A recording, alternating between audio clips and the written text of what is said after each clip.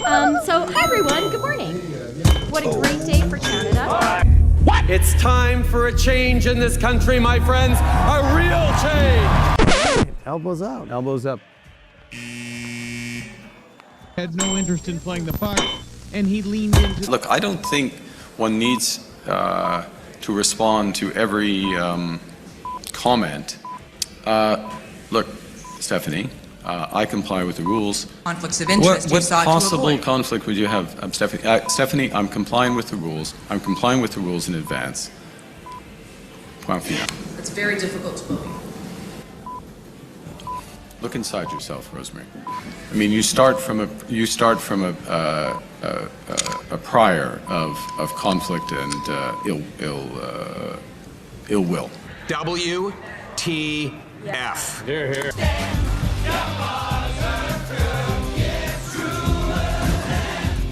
The one we call Canadian. Canadian.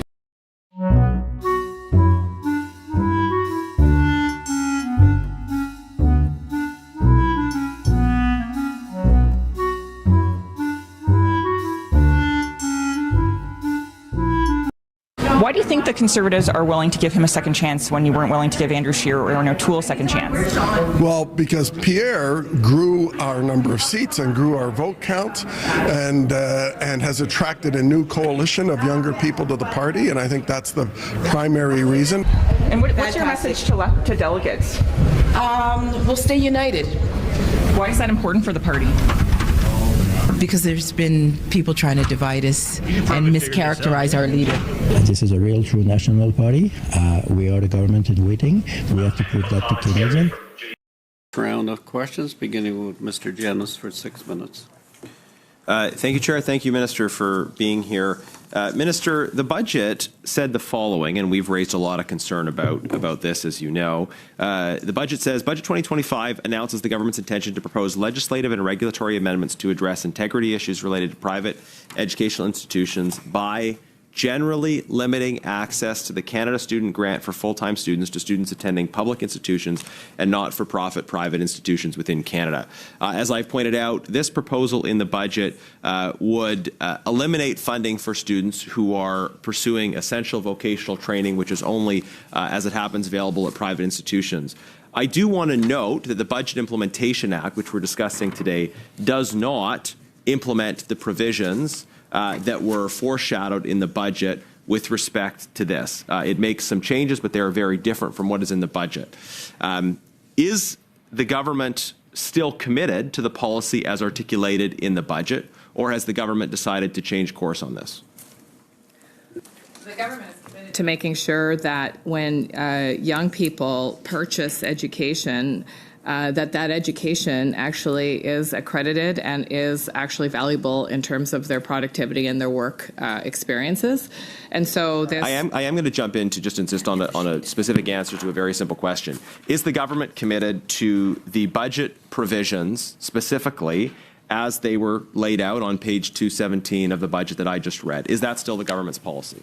The government's policy is that we will ensure that the way that we invest through Canada Student Supports means that quality education is the outcome. Minister, you're a minister of the Crown. It doesn't seem to me that it would be that difficult to say if you stand behind the budget or if you don't stand behind the budget.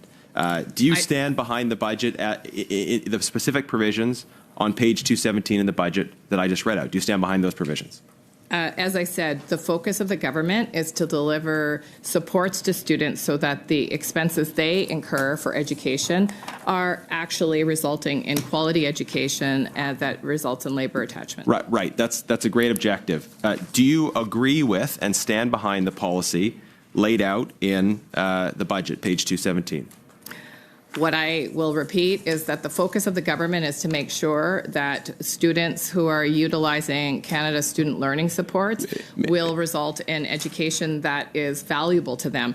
What we have seen is an increase Minister, in institutions. it's incredible to me that you can't give a simple answer to the question about whether the government still stands behind the policy. Well, so the simple question is, does the government maintain and continue to have as its policy, the policy articulated on page 217 of the budget? It's just yes or no. Do you stand behind that policy announcement in the budget? The work that the government is doing is to ensure that federal student financial assistance that provided to students is utilized in institutions that will provide that's quality just not an answer to the question. I think the public can see that. I wonder if I can ask the Deputy Minister, Mr. Thompson, if you don't mind me putting you on the hot seat. You often speak on government policy, even though you're not responsible for making it, you're responsible for implementing it. So is it your understanding that the section I just read from page 217 is still government policy? Is it still government policy? We have full intention to implement the budget measures as they were laid out by the government. Okay. I would Thank note you. that. Thank you. That was a clear response. I disagree with it, and I'm disappointed by it, but it was a clear response. The government still intends to implement those provisions. Do you know when the government expects to implement the provisions that I've just read out, given that they were not included in the Budget Implementation Act? Again, to the Deputy Minister. Well, listen, I think we all understand that pieces of legislation have to pass this House for the budget to pass so that Canadians can get the relief that all of you have been saying is so essential. Provisions that I'm talking about are not in the Budget Implementation Act. Mr. Thompson has confirmed that they're still government policy. So when does the government have a timeline for proposing those measures?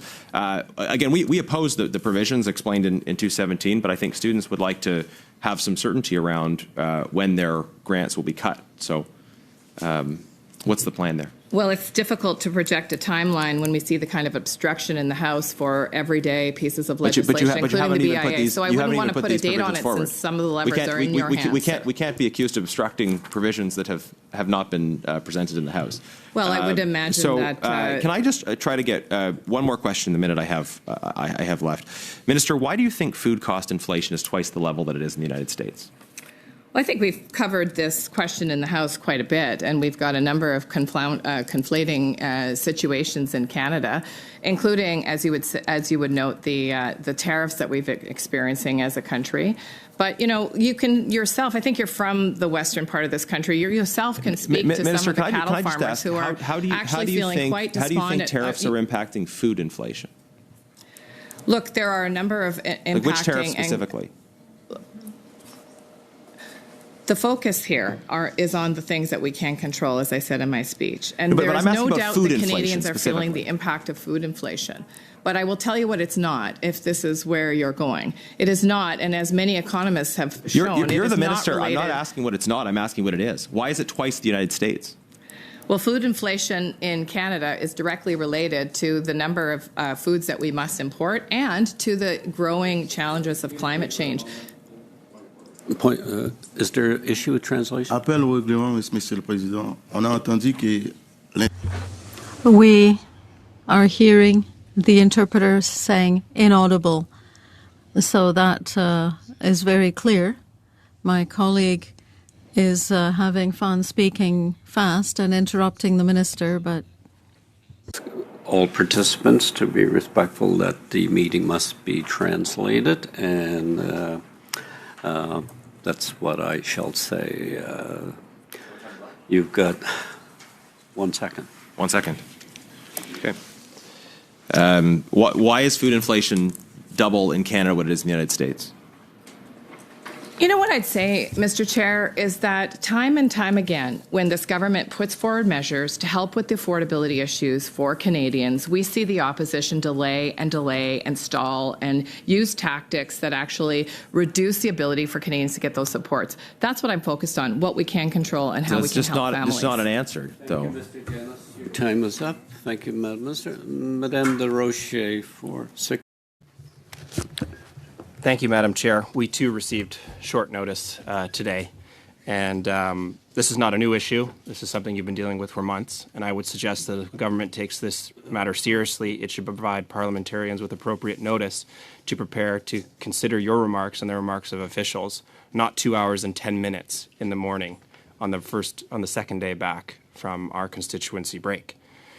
You talked about trade delivering, preserving access, but by all accounts, Minister, the deal we are getting is worse than the deal we had. The trade continuity agreement, which we previously had, in large part based on the provisions of the Canada-EU trade agreement, the CETA, as you know, And until very recently, the stated objective of your government was to negotiate a standalone Canada-UK trade agreement to preserve those mutual benefits that we had under the CETA. But what you've brought before us is a worse deal. The TPP has comparatively higher tariff rates and slower tariff elimination. The TPP has less service and investment liberalization and more shallow regulatory cooperation.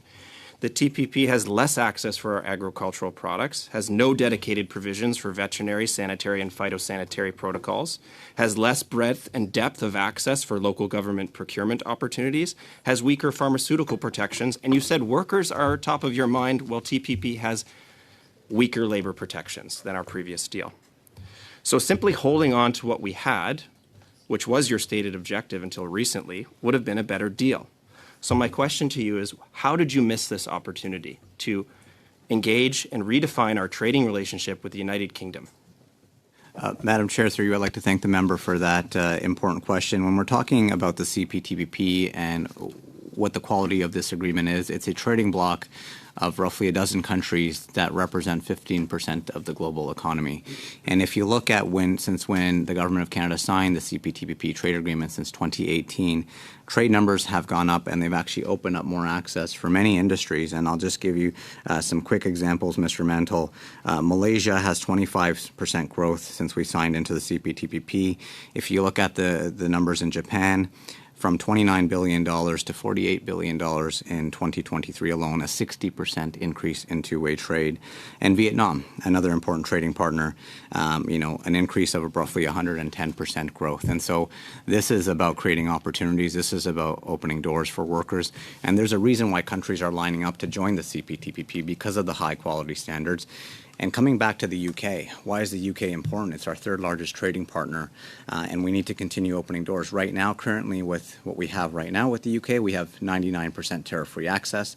Of course, we're working hard to get to that 100% mark. I'm fighting hard for that 1%. But the CPTPP presents us an opportunity to have mechanisms in place, to have those conversations to get to full 100%. And so I think it's important to note, look at the numbers, look at the facts. You look at the countries lining up to join the CPTPP. We need to be there to support countries like our counterparts in the UK to join this important trade agreement. Thank you, Minister. I mean, Vietnam and Indonesia have nothing to do with our access for the United Kingdom. So while I may agree with those positions, you've not answered my question. And in fact, you've not disagreed with any of the points I made that the deal that we are entering into is worse than the deal that we had. I have another question for you. It's on a different matter. It's on your recent trip overseas to China. This week is the anniversary. Tomorrow will be the one-year anniversary of the final report of the public inquiry into foreign interference, which identified China as our top foreign interference threat. In fact, in the election, of course, you'll remember it's been widely reported the Prime Minister considered China to be our greatest security threat. And just 8 months later, we are now entering into what you are calling a strategic partnership. Now, trade with China is necessary. A positive diplomatic relationship with China is necessary. But forging a new strategic partnership with China is a choice. Declaring that we are setting ourselves up for a new Chinese-led New World Order is a choice. Doing those things with great fanfare and media attention is a choice. So what I would suggest to you is that attempting to trade American unpredictability for Chinese dependence is not the answer to our problems. And I think Canadians are owed an explanation as to why, in such a short period, your government has moved from a position of considering China our greatest security threat to forging new strategic partnerships with a geopolitical adversary. Thank you, Madam Chair. Through you, I'd like to respond to the member regarding his important question in terms of the U.S. and, of course, China. The U.S. will always be an important partner to Canada in terms of trade and other relationships. When you look at China, our second largest trading partner, it's important to engage at a time when our economic security is being threatened. The Joint Economic Trade Commission didn't sit for 8 years to work through many of the trade irritants that the canola growers have asked us to resolve, that the seafood industry has asked us to resolve, that the beef industry has come to us and say, please help us resolve these issues. And so this comes back to a conversation I had when I was newly appointed back in May in Paris with my counterpart from China, Minister Wang, to work towards reassessing and opening the JETSI, which is the Joint Economic Trade Commission, so we can work through many of these trade irritants. And so the trip to China was about resolving many of these irritants and get access to many of these industries. The canola industry alone supports 250,000 jobs. The beef industry is 350,000 jobs. You look at the seafood sector in Atlantic Canada, in West Coast, it's about 30,000 jobs. And so to me, at the end of the day, it's about the workers on the ground and making sure that we're giving access to those workers. And, that trip to China resulted in shipments getting out the door. You look at our first beef shipment in many years, it's now out the door. Canola shipments are now going out the door. And so this is what workers and stakeholders have asked us to do, and we're there. Of course, we're there with making sure that we're protecting Canadians, that there's security provisions in place, and those will remain there. We always make sure that we're standing 5 minutes. Thank you, Chair. Thank you, Minister, for being here. So you had said in your opening remarks that this bill would not provide for the withholding of services to individuals. In an answer to my colleague, Mr. Lloyd, you said that even though the word any individual is in the bill, going back to the definitions in the Telecommunications Act, an individual person wouldn't be included. I have with me here the definition section of the Telecommunications Act. It says it defines person as includes any individual. So are you here undertaking to change that definition so that it does not include any individual? I'm willing to make sure that there's even a section, if you bring in an amendment, and we could definitely work with it, to make sure that it is clear that this will not have any impact on freedom of speech online or anything linked to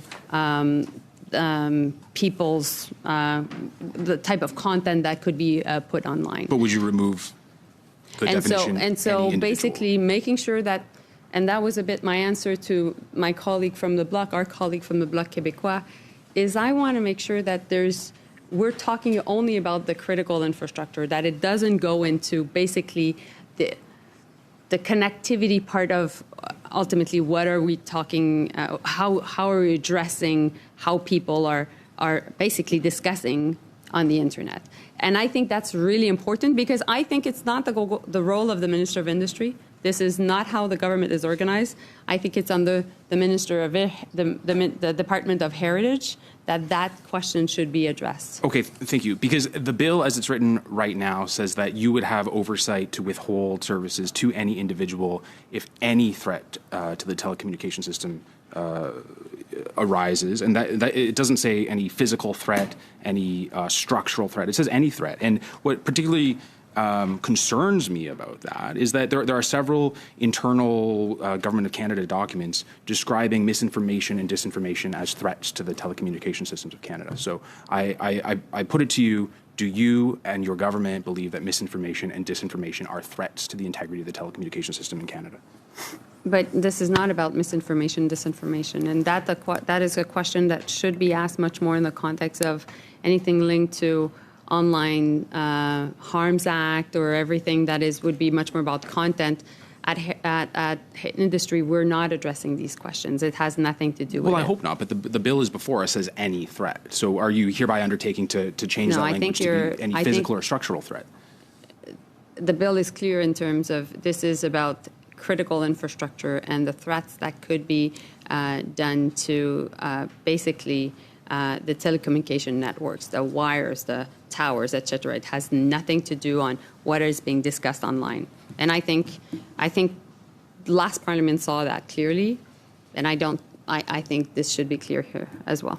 I think it should be clear. I understand that if it's not clear enough, we can make sure that there's amendment regarding that. Okay, fantastic. So in the previous Parliament, when this bill existed as Bill C-26, it was thoroughly criticized by the Canadian Civil Liberties Association, the Canadian Constitution Foundation, the Justice Center for Constitutional Freedoms. I've discussed the bill with the directors of many of those organizations. None of the criticism that they made turned into amendments when that bill was passed by the Parliament.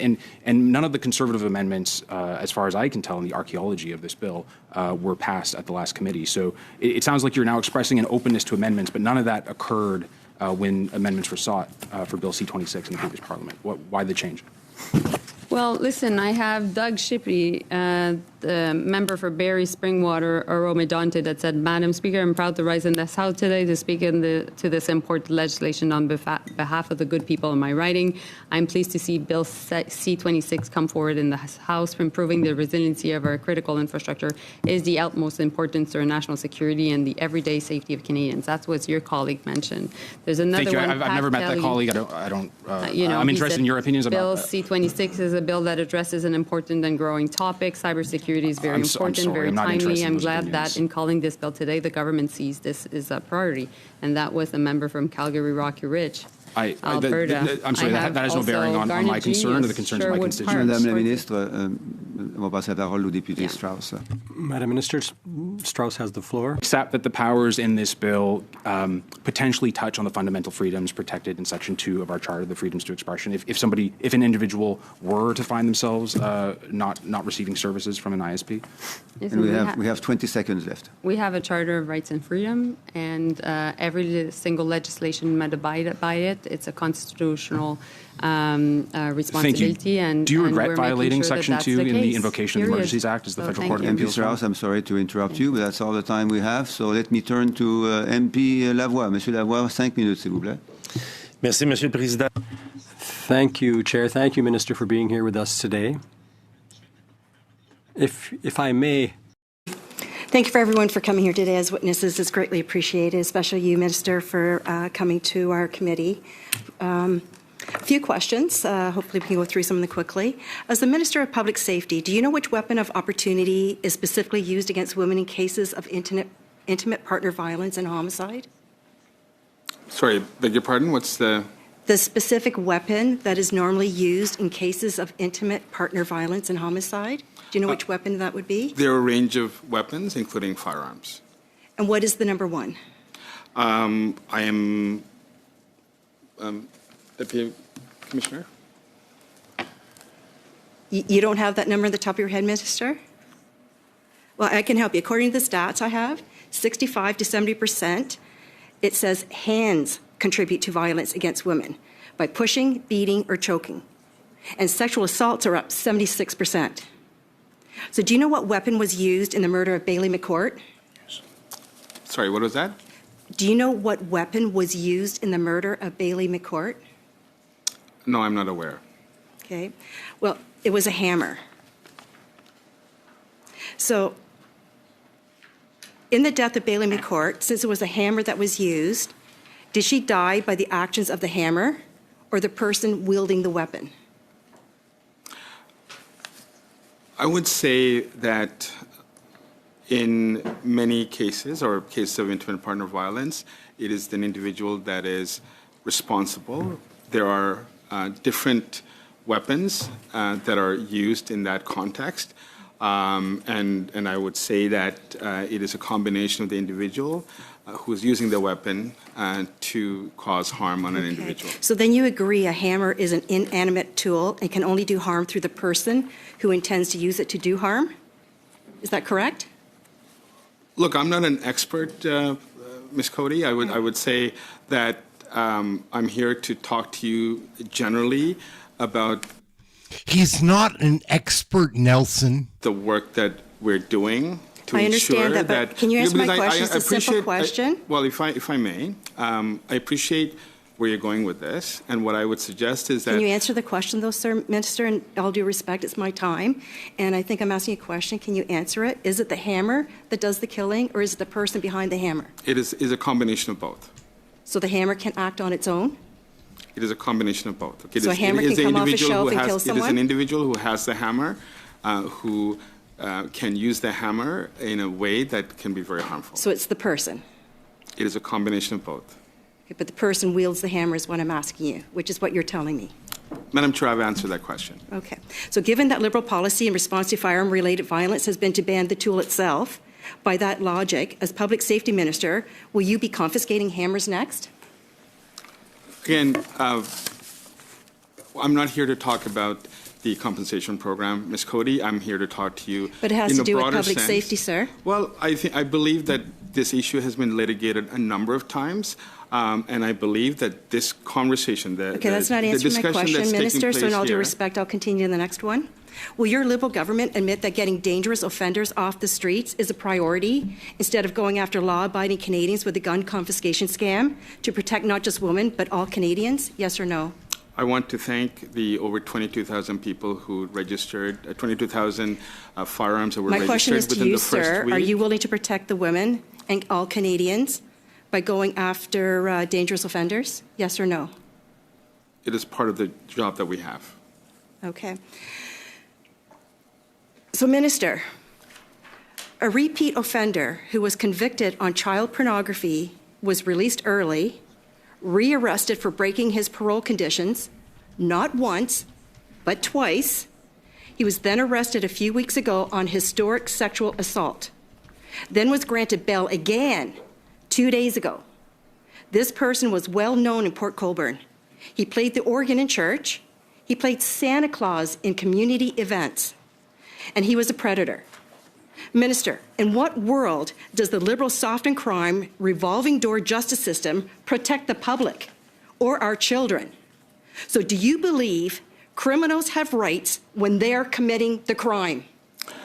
I appreciate the concerns you express, and frankly, there are bills before the House where, if your party stop impeding, can correct some of those examples. I am, frankly, I would say that it is a bit disingenuous. I'm sorry, that's the end of your time.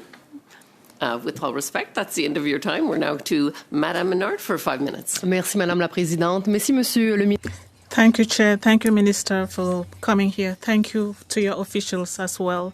Your presence here is testimony of the sensitivity of your sensitivity to the topics at hand. We are sometimes very enthusiastic to the extent of watching her. Like, Menard is disgusting. We'll just skip over here to our man Larry Brock. How does that sound? that advocating for the prohibition of assault weapons. There's also an expert group from the government that wants to look into these matters. What will you tell victims that are waiting for all this? I would say that a fair amount of work has been undertaken, and we have a very divided issue, as you can appreciate. That the comments from the two previous Conservative MPs speak to the toxic nature of this issue. Notwithstanding that, we are moving forward. Sorry, Minister. We're going to move on to Mr. Brock for 5 minutes. Thank you. Thank you, Chair. Minister, Deputy Minister, Department officials, Deputy Commissioner, thank you for your attendance. Good afternoon. Minister, you took exception to my colleague, Ms. Vienne's characterization of your communication with your tenant. You said essentially that it was taken out of context without allowing her to continue that line of questioning. So I'm going to correct the record and maybe refresh your memory because I got a transcript. You had a conversation with your tenant, and tenant reminds you, Gary, but we're not the problem, Gary. Gary, I realize that. Gary, if I were to redo this from the beginning, like I'm picking up where it was left off. Gary, listen, I told you if I were to redo this from scratch, I would have a very different approach to this. Tenant, we're talking about Canada. It's a federal. It's not provincial. Gary, I get it. Quebec is in a different place than other parts of Canada, right? And this is something that very much a big, big, big deal for many of the Quebec electorate that voted for us, right? And that's one of the major things. I think I'm sure you've seen these articles where people said, you know, this is one of the things we should not execute, like as a change from Trudeau's policies, but we've made the decision to go ahead. This was all political. Minister, this has got nothing to do with public safety. Law enforcement has consistently told you that from coast to coast to coast, and I would dare say probably in private discussions with the RCMP that they have told you that the problem facing Canadians and victims, particularly women, are not lawful gun holders, but those criminals, those thugs who have easy access to illegal stolen firearms that are pouring into our country. You knew that. You explained that to your tenant. So don't lecture my colleague for saying something out of context. This is something you said, and your points are well taken that this was a political maneuver. This is not going to make people safe. Now, if we're talking to a victim, a woman in particular who lived under a rock for the last 10 years and listened to your 5-minute opening statement, she would awaken and she would say, wow, am I ever blessed to live in one of the safest, if not the safest countries in the world. And you know, Minister, statistically that does not bear that out. So do you have a comment about the fact that your rhetoric does not match the statistics that have been growing literally every single year since the Liberals took power in 2015? What are you going to tell those victims? Let me first at the outset, Mr. Brock, tell you that when I indicated that I would have done it differently does not mean I will scrap the program. I would have designed it differently. It's a very different set of facts that you're putting forward. Having said that, look, there is a real issue of intimate partner violence in Canada. I'm not underplaying that. I recognize this. I've been to funerals. I've had people in my community who have died because of intimate partner violence. I continue to monitor and see the deep impact that intimate partner violence has in our society. And my responsibility, Mr. Brock, and our responsibility collectively is to ensure the safety and security of Canadians, not rhetoric. So essentially, victims don't want victims. No, my time, Mr. Minister. Brock, you had quite a bit of time. Minister, my time. Excuse me. Okay? I would say it was quite a long question. I'll give the Minister 15 seconds to finish. Okay, so let's work together. And that is my point here. Let us work together. I think what you're misconstruing my opening statements with, you're not reflecting the other work that we're doing in order to address Minister, I'm moving on. Another theme that you brought up in response to Ms. Cody, that your government consistently brings up day after day after day, is accusing the Conservative Party of obstructing criminal bail and sentencing legislation. I don't know where you were at 1:30 this morning, but I was in this building passing Bill C-14. We sat for 9.5 consecutive hours to make this a priority. I then wanted to make a priority of Bill C-16 to get rid of the Jordan issue, to deal with mandatory minimum penalties, to strengthen offenses dealing with intimate partner violence, and every attempt that we brought motion after motion to deal with Bill C-16 as a priority, your government voted it down. So let's set the record straight who really is obstructing their own legislation. It is not the Conservative Party of Canada. You had 7.5 months to bring forward critical legislation to make a difference in the lives of intimate partner violent victims. And you waited literally to the last minute to introduce legislation, and now you're delaying it. Shameful. That's your time. We will go to Mr. Chen for 5 minutes. Thank you, Madam Chair. Thank you to the Minister, to the RCMP and department officials for being here today. We are here because we all are concerned about intimate partner, gender-based, and domestic violence. And I also want to provide a quote, in fact, this week from Halifax Regional Police, their arms. They has the group as a whole to ensure that they are being addressed, but also to ensure that victims of those offenders have also been given those same types of rights and supports that they require. Thank you very much. Very good. I think we have just enough time for each party to have 3 minutes to ask questions. So we'll start with Mr. Brock for 3 minutes and then go to Ms. Nathan and then to Madame LaRouche. Thank you, Chair. Minister, in response to, I think, Ms. Cody's questions regarding the lack of effectiveness of 810 orders and breaches of 810 orders, I believe your commentary, correct me if I'm wrong, was something to the effect that we have a problem not only with enforcement, but also the process in terms of whether the prosecution will continue a prosecution. I agree with you. If the Crown proceeds by indictment, the penalty is 4 years. So in light of that, have you taken the opportunity, and I think the opportunity exists, for you to have regular meetings with your provincial and territorial counterparts? Firstly, do you do that, and how often do you do that? Very regularly. So first off, when the group as a whole, we had an FPT back in October in Kananaskis. With respect to my provincial counterparts, I have regular conversations. So, for example, with Minister Kersner, I had a conversation today. Minister Ellis, I'm meeting him next Friday. It's very regular, I would say, with most of the provinces, not all, but certainly ongoing conversations. Sure. As you know, I'm a former Crown attorney. One of the biggest problems that I had was talking to my counterparts across the Canada and seeing major differences in terms of the priority and the process by which offenses that should have not only local but national importance, particularly in the context of this committee, protecting women at risk, is that there is often either police services that just simply don't have an interest in charging under 811. And you have prosecutors who do not want to spend the time to continue a prosecution.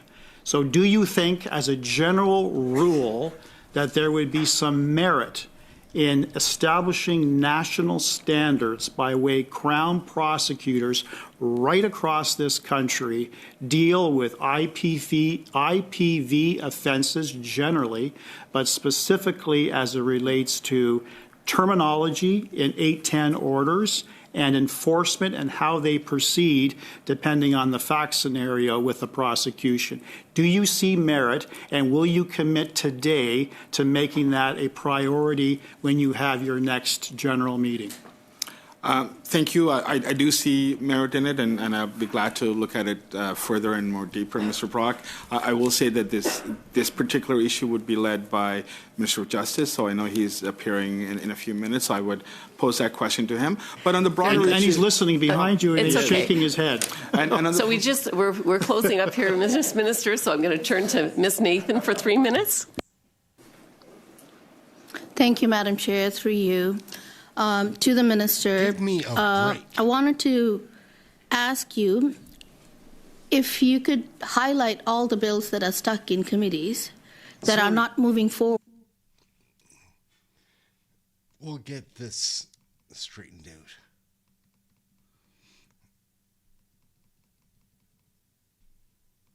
Here we go. If you could speak more slowly. And we're going to start our first round of 6 minutes with Mr. Brock. Thank you, Chair. Good afternoon, Minister. Good afternoon, Mr. Taylor. Good afternoon, Ms. Moore. To you, Mr. Taylor, it feels like it's only been a few hours since we last saw each other. But nevertheless, happy to get C-14 over that finish line.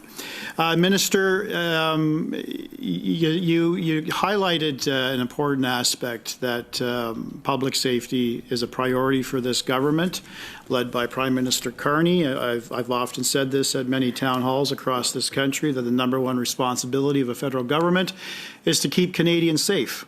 And you also reference that you've been listening to Canadians, and I think even in your year-end interview with the national National Press representative, you talked about that the government has been listening very carefully to what victims and what Canadians have been asking for, clearly what stakeholders have been asking for. But this is not, you'd agree with me, Minister, this is not a recent phenomenon. We have known that crime across all spectrums have been rising steadily since 2015. Just some stats to throw out: violent crime up nearly 55%, homicides up 30%, sex assaults up 76%, firearm crime up 131%, extortion up 330%. Canadians are fearful. Female victims are fearful. Intimate partner violence is on the rise.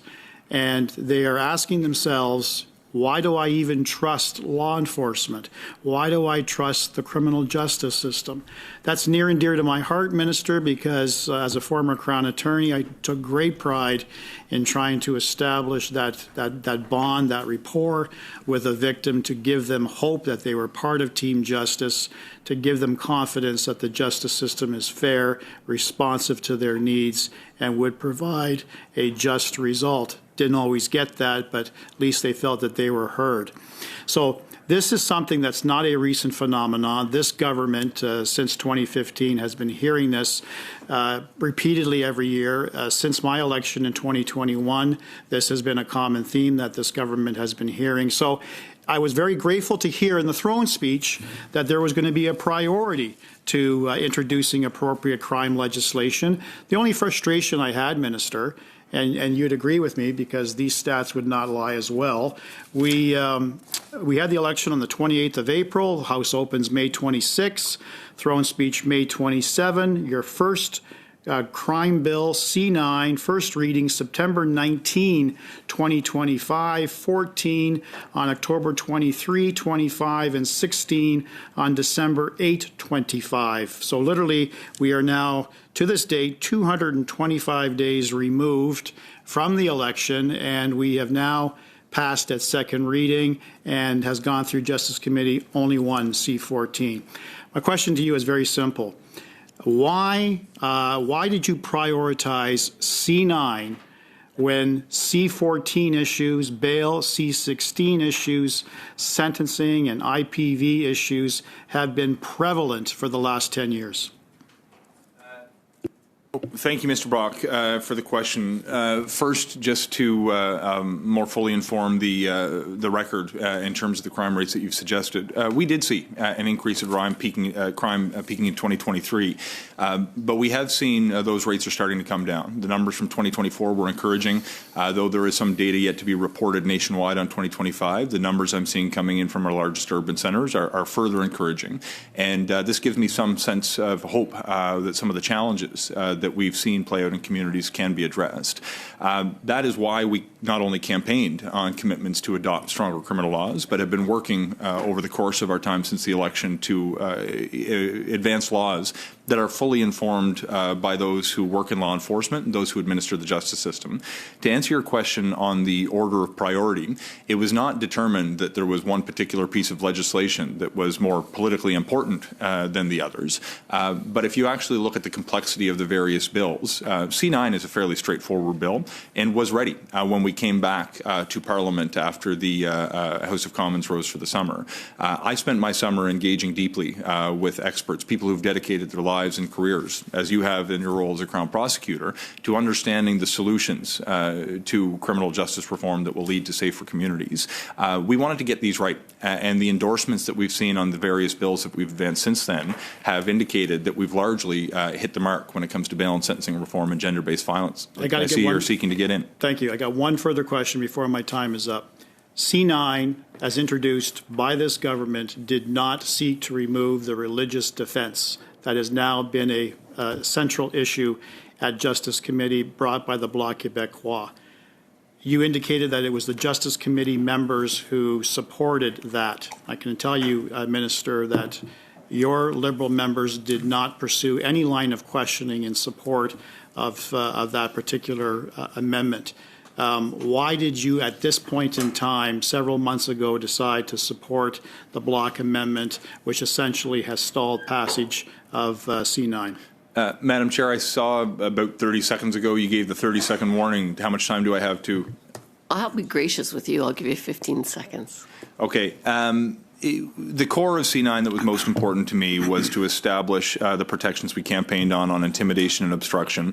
Through consultation, it was clear that communities facing hate wanted a standalone hate crime to recognize that the harm can reverberate through an entire community. In particular, communities have expressed interest about the role of symbols when it comes to the willful promotion of hate.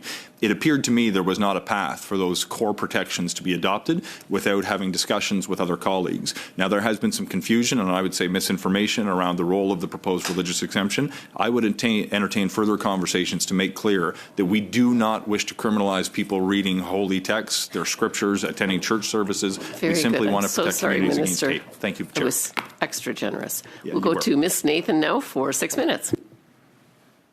Thank you, Madam Chair, through you. Thank you for being here today, and the Minister as well. And I don't know, Minister, do you want to finish up that question? I could. Salient cases. A course of back in that regard. Mr. Minister, concerning the duration of the commitment or the peace bond, rather, is it possible to review the Act to extend the duration of protection beyond the 12 months in the case of domestic violence? C'est possible. It's possible. There was a recent bill at the Senate. I think it's Bill 205 that provides for such a measure. But I think that's a good idea. For this committee or any other committee, it's not necessary to wait for a formal review by the Government of Canada. It's possible for a parliamentary committee to study that issue and make recommendations. It's an issue that is of great interest to my office, so that would be a great opportunity for collaboration. There are a few concerns, a few constitutional concerns. Length you may look at, but if this is an area that's a priority for this committee, I would invite you to decide to study the issue in detail and provide recommendations informed by expert testimony. Merci beaucoup. Thank you. We will continue with Madam Vienne for 5 minutes. Yeah, it's good to hear. We'll be following up on that. Good afternoon to you and your team. First of all, congratulations for your excellent French. It's great. That kill this new with the precise but just a point of filibuster. Which filibuster are you referring to? Last night, the Justice Committee, you were there till 1:30 in the morning, and you keep on accusing, the Liberals keep on accusing Conservatives of obstruction, when in fact it's the Liberals blocking your own bills. In the Justice Committee, it was the Liberals who blocked Bill C-16, a Liberal bill that's supposed to amend the Criminal Code, acts and statutes to address child protection, Bill C-16 hasn't gone to the committee yet. It couldn't be filibustered. It's only been referred by the House. It's at committee. But just within the last few days. Yesterday, yes. But night. There's, sorry, I'm legitimately trying to get the questions clarity. here, Minister, if I might. But the question wasn't clear. I'm trying to get clarity on what you're trying to get at. There has been no filibuster that you're referring to. If you could just tell which meeting was filibustered over C-16. You keep on bringing Bill C-9 to the forefront, and when we have other things that we want to bring forward, the Conservatives want to work with the Liberals to ensure that we are bringing forward bills and laws so that we can protect women, but they keep on getting put on the back burner. So I'm asking you, what timeline do you see is sufficient for the Liberals to move forward so that women can feel safe? Because currently, right now, women are dying every 48 hours. So what is the timeline that you are prepared to offer us today to ensure that you're going to move forward on the bills to protect women? If you were to give me unanimous consent in the House to advance each of these bills through all proceedings, I would absolutely take it. The problem is that hasn't happened. And with great respect, when I see your colleague, Mr. Lawton in particular on the Justice Committee, who I quite enjoy personally, but spending hours talking about whether he and his wife prefer puppies or kittens. This is my time, you're and interrupting every time it becomes uncomfortable when I'm exposing the fact that the Conservatives have been filibustering the committee, delaying the commitments that we Excuse me, please. Point of order from Ms. Nathan, and then I'll make a comment. I would really like to hear what the minister has to say because I can't hear with all the commotions. Yes, and I would like to reiterate what I said in the first session, which is like traditionally the amount of time that it takes to ask the question is the amount of time that we would have in the answer, and so the question was fairly long, and so I would offer another 20 seconds generously to the minister. Thank you. It's ironic that we're even receiving questions about a filibuster rather than questions about how we can better protect women against crime and combat gender-based violence. If you actually go back and look at the videos, you'll see that it was the Conservatives who were talking about whether they prefer puppies or kittens. That said, I think there's a broad base of agreement on gender-based violence, on bail and sentencing reform. I think we should let other issues where there's disagreement go to a vote so we can all practice democracy rather than interfere with the agenda Canadians. All right, and back to Ms. Cody. Okay, Minister, I'm going to ask a question that I asked the Minister of Public Safety. He wasn't able to answer. A repeat offender who was convicted on child pornography was released early, rearrested for breaking his parole conditions, not once but twice. He was then arrested a few weeks ago on historic sexual assault, then was granted bail again 2 days ago. This person was well known in Port Colborne. He played the organ in church, he played Santa Claus in community events, and he was a predator. Minister, in what world does the Liberal soft-and crime revolving door justice system protect the public or our children? So I'm asking you, do you believe criminals have rights when they're committing crimes? I'm struck by an incredulous nature of that question. Rights exist in this country, but we can also agree that dangerous people who commit serious crimes should be incarcerated. We are literally changing the law as we speak to make it harder for violent repeat offenders to be released on bail and to face tougher sentences. I think that's something we agree on, but the combative nature of this exchange and, frankly, the position of parties in the House on matters where we should be finding common ground to advance policy is a reflection of a sorry state of Canadian politics in a lot of ways. So I'm not going to stand here and say I support this egregious behavior of a predator who's committing crimes. No, that's someone who should face real consequences for very serious infractions. But we can't just bluster at committee with aggressive talking points. We need to identify solutions, debate them, and advance them so we can actually offer protections to people and communities. If you want to see that outcome as well, I would welcome your collaboration. By now. Actually, all of your time is up. Okay. And so we'll go to Mr. Chen for 5 minutes. Well, thank you very much, Madam Chair. We're all very alarmed by the statistic that every 48 hours a woman or girl is murdered in this country as a result of gender-based violence. Feminicide, as the minister knows, is rarely a random act. It is most often the culmination of patterns of control, coercion, and violence against women. So through you, Madam Chair, to the minister, how does recognizing these murders as first-degree murder potentially better reflect the... Minister, I will now turn to Mr. Cooper for 6 minutes. Thank you, Mr. Chair. Thank you, Minister. Minister, what country is the most active perpetrator of foreign interference targeting our elections and democratic institutions? Mr. Cooper, I think that's a question best posed to our director from CSIS. Go ahead. Mr. Chair, through you, we've called out publicly in the past China, Russia, India, and others. Thank you for that. And I would note that NSICOP in June 2024 identified the People's Republic of China as the biggest perpetrator of foreign interference, as did Madam Justice Hogue, as did CSIS as recently as July of 2025. So in the face of that, and given that we know, and this is to the minister, that the Beijing-based communist regime has engaged in transnational repression, targeting members of Chinese diaspora communities in Canada. It is a regime that has surveilled, harassed, and intimidated members of these communities. And in doing so, it has shown no respect for Canada's sovereignty and has actively threatened the safety and security of Canadians. So given all of that, how could the Prime Minister possibly have thought it was in Canada's interests to strike a deal to pursue cooperation with the Beijing dictatorship on matters of law enforcement? Minister? The Prime Minister has outlined on a number of occasions, and most recently and more comprehensively in Davos. We are living in times that are unprecedented, one where Canada needs to broaden its relationships.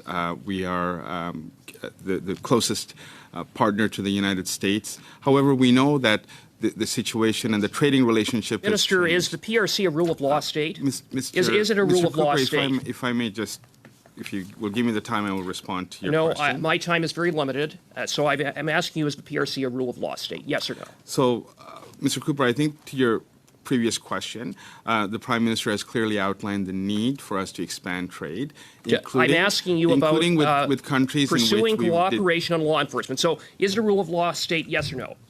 Well, Mr. Does Cooper, it have an independent judiciary? Yes or no? These are straightforward questions. Yes or no, Mr. Minister? Cooper? I'm not here as a foreign policy expert, nor Minister, an expert on China. It is I'm obvious here that Beijing is not a rule of law state. They don't have an independent judiciary. Do they have civilian oversight of the police in Beijing? Mr. Cooper, to your... Do they respect human rights? Does the Beijing-based communist regime respect human rights? Yes or no? Mr. Cooper, if you wish for me to answer the question, then I will give you a proper answer. As the Prime Minister has clearly outlined, both at Davos and in many other speeches, there is a need for Canada to expand its trading partners.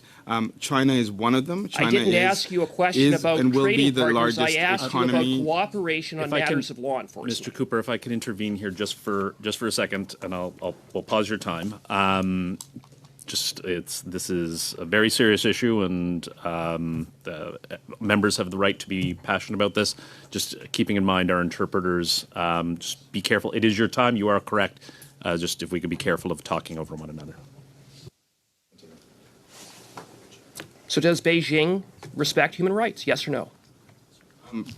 Mr. Cooper, what I will say is that Canada is at a crossroads right now. There's a need and an imperative for Canada to expand its trading relationships, and Canada can do both. Canada could protect and speak out on human rights at the same time. Minister, I asked you 4 trade. questions, straightforward questions, of which the answer is no.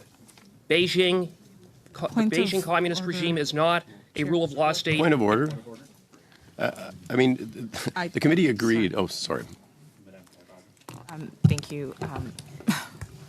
Chair, I want to listen to the conversation, but we can't have a conversation if we're speaking over each other. We can't even hear the answer. There's no answer. Either we have a conversation or we don't. Thank you so much. Just reinforcing what I say, we did pause your time, Mr. Cooper, but please keep. You have 2 minutes left. Same or different point of order. Different point of order. Yes, go ahead.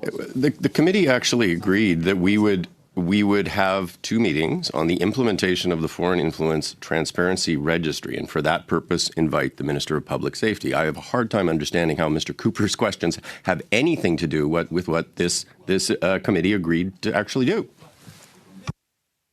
With the greatest of respect to Mr. Wilkinson, who I have respect for, it seems that he must have missed the testimony of Mr. Tay, among others, who have been targeted by the Beijing-based communist regime. And here we have a government, your government, that is entering into cooperation on matters of law enforcement with a regime that is engaged in transnational repression, including in our elections.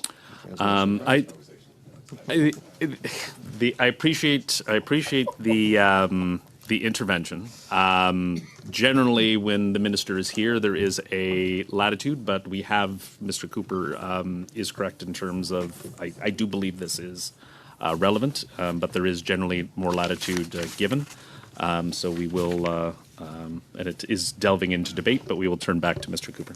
Mr. Pierre, the PRC is not a rule of law state. They don't have an independent judiciary. They don't have civilian oversight of law enforcement. They don't respect human rights. They're actively perpetrating genocide, among other crimes against humanity. And the fact that the minister couldn't answer no to all of those questions illustrates the degree to which this government, under this prime minister, is prepared to downplay and whitewash the serious interference in human rights abuses, among other outrageous conduct by a brutal dictatorship, all in the name of his new strategic partnership with that brutal dictatorship. So, Minister, given that your government is engaging in greater cooperation or is moving in that direction with the Beijing regime on matters of law enforcement, what assurance can you provide that cooperation with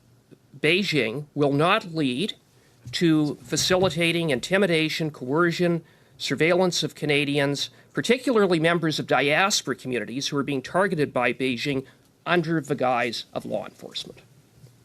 So, Mr. Cooper, the MOU that you reference with respect to the RCMP has critical significance for Canada. As you're aware, issues around fentanyl, for example, is something that is of great interest to Canada to ensure that we curtail fentanyl and precursors in particular coming through our ports from places like China are critically important. And the MOU addresses greater cooperation with respect to law enforcement on issues of critical interest to us. The notion of our national security is again embedded. That there are no safeguards. Mr. Cooper, if you're giving me a preamble and allowing me, if it's a point of order, if I may. If you're giving me a longer preamble and not allowing me to answer the question, Mr. Cooper, that's really not constructive in a conversation as sensitive as this. Okay, Minister. So if you're taking time to give me a set of facts, allow me to please give you context in which I'm addressing this matter. Minister, I appreciate you were a committee member for many years, but as a witness, you cannot raise a point of order. But that being said, we're well over 6 minutes. So we will turn to Mr. Wilkinson, please. Thank you very much, and thank you to all the witnesses for appearing. Maybe just starting with, in the design of the Act, I'm assuming that we looked at other... We're not going to make people watch Jonathan Wilkinson. Come on. It's Sunday. We're going right back to Cooper. In a very concrete way, I know. Up and running. You say that it will be up and running in early spring, but I'll remind you of the timeline nearly 2 years ago when the legislation to establish such a registry was before Parliament. Your predecessor, Dominic LeBlanc, promised that the registry would be up and running before the federal election. That didn't happen. Then your government promised that it would be up and running by June of 2025. That didn't happen either. Then you, Minister, promised that it would be up and running by December of 2025. That didn't happen. It's now February of 2026, and you've set down another timeline, another date. So given a record of making commitments that it would be up and running 3 times, 3 different dates, each time you missed the deadline, why should we have confidence that that's going to happen now? Look, I share the frustration that you have in the delays involved in getting to this point. But what I can assure this committee is that all the requisite work have been done, essentially complete. So with respect to the 3 elements I talked about, so the first one being the appointment of the commissioner, we have canvassed with your party, with the Bloc, along with recognized groups in the Senate. We have tabled a formal request, and we will have a vote on that in the near future. Minister, I'm going to ask you to be a little clearer. When you say early spring, what is that? What does that mean? What is early spring? So if I may just, I advise you on the first piece. The second piece is the regulations. I'm asking you for what is the latest timeline? You've given months. So what is the month? Is it April? Is it May? I'm not going to give you an exact month, Mr. Cooper, but I will say we are targeting, like the work has been done, right? So the first piece is the commissioner. The second element is the regulations, which are ready to be respect, your government finalized. Has dragged its feet, and I'll remind you that for years your government opposed and obstructed the creation of a foreign influence registry. Just before the 2021 election, then Conservative MP Kenny Chu introduced a private member's bill to establish a foreign influence registry. As a result of his advocacy for a registry, MP Chu was drowned by a sea of Beijing-directed disinformation, costing him his seat, disinformation that was amplified by the Liberal Party in Steveston, Richmond East, only after Madam Justice Hogue's damning report did your government finally put forward legislation to establish such a registry, which the national security establishment has been calling for years. So after opposing and obstructing a registry, isn't it the case that the new strategy is one of endless delay by your government? Because if it was such a priority, it would surely be up and running now. I would categorically reject your assertion on this, Mr. Cooper. What I will say is the commission itself, the initial Hogue inquiry was called by this government. When Prime Minister Carney formed government, it was a top priority for him. We've been identifying the appropriate commissioner. That name is now before the House. We have completed the work, essentially completed the work on the regulations. There's some recommendations, including from members of your party, that I'm taking into account and I will revise before the final regulations are tabled. And then the system itself will be up and running. So my commitment to this committee and to all Canadians is that the registry will be up and running in the spring. Minister, the registry's not in place. The office isn't open, and it's been more than 2 years. And your government talks a lot about obstruction, which is ironic because Conservatives worked with your government to get Bill C-70 passed expeditiously in the last Parliament. And what we have seen up until now is excuses, dragging your feet to get this important tool up and running in the face of very serious threats of foreign interference, including from hostile foreign states, foreign interference that you have now downplayed in this committee when you refuse to, first of all, identify the obvious, that being that the People's Republic of China is the biggest foreign interference actor and threat to our democracy, and your categorical refusal to state the obvious, that the Beijing-based communist regime is a perpetrator of human rights, doesn't respect the rule of law, doesn't have independent oversight over law enforcement, and now your government sees fit to do a deal on law enforcement with the Beijing-based communist regime. I don't know how Canadians could possibly have confidence in your government. We're well over. So we'll turn to Madame Kaibaga. Thank you, Chair. Through you, I'd like to welcome the Minister. I think I have a different memory from what my colleagues just That's talked all about. the As far as time I'm you're getting. Oh, my God. Kaibaga is disgusting.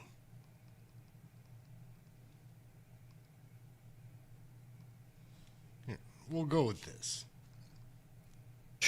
We will now turn to Mr. Calkins for 5 minutes, please. Thank you, Chair. Minister, you've been an MP for quite some time, as have I. You have been in Cabinet. You've been not in Cabinet. You would know that members of Parliament from time to time travel as part of international delegations. I know I have a few times. I'm assuming you have as well as a regular member of Parliament. The only times that I've ever seen MPs being recalled from international trips is generally when there's a confidence vote in the House, and I think you and I would both agree that there was no confidence vote when the Prime Minister was in China. Is that correct? It's a very simple question. Well, first of all, I don't believe I've gone on international travel. Okay. I will sponsor travel anyway, so I will put that on the record.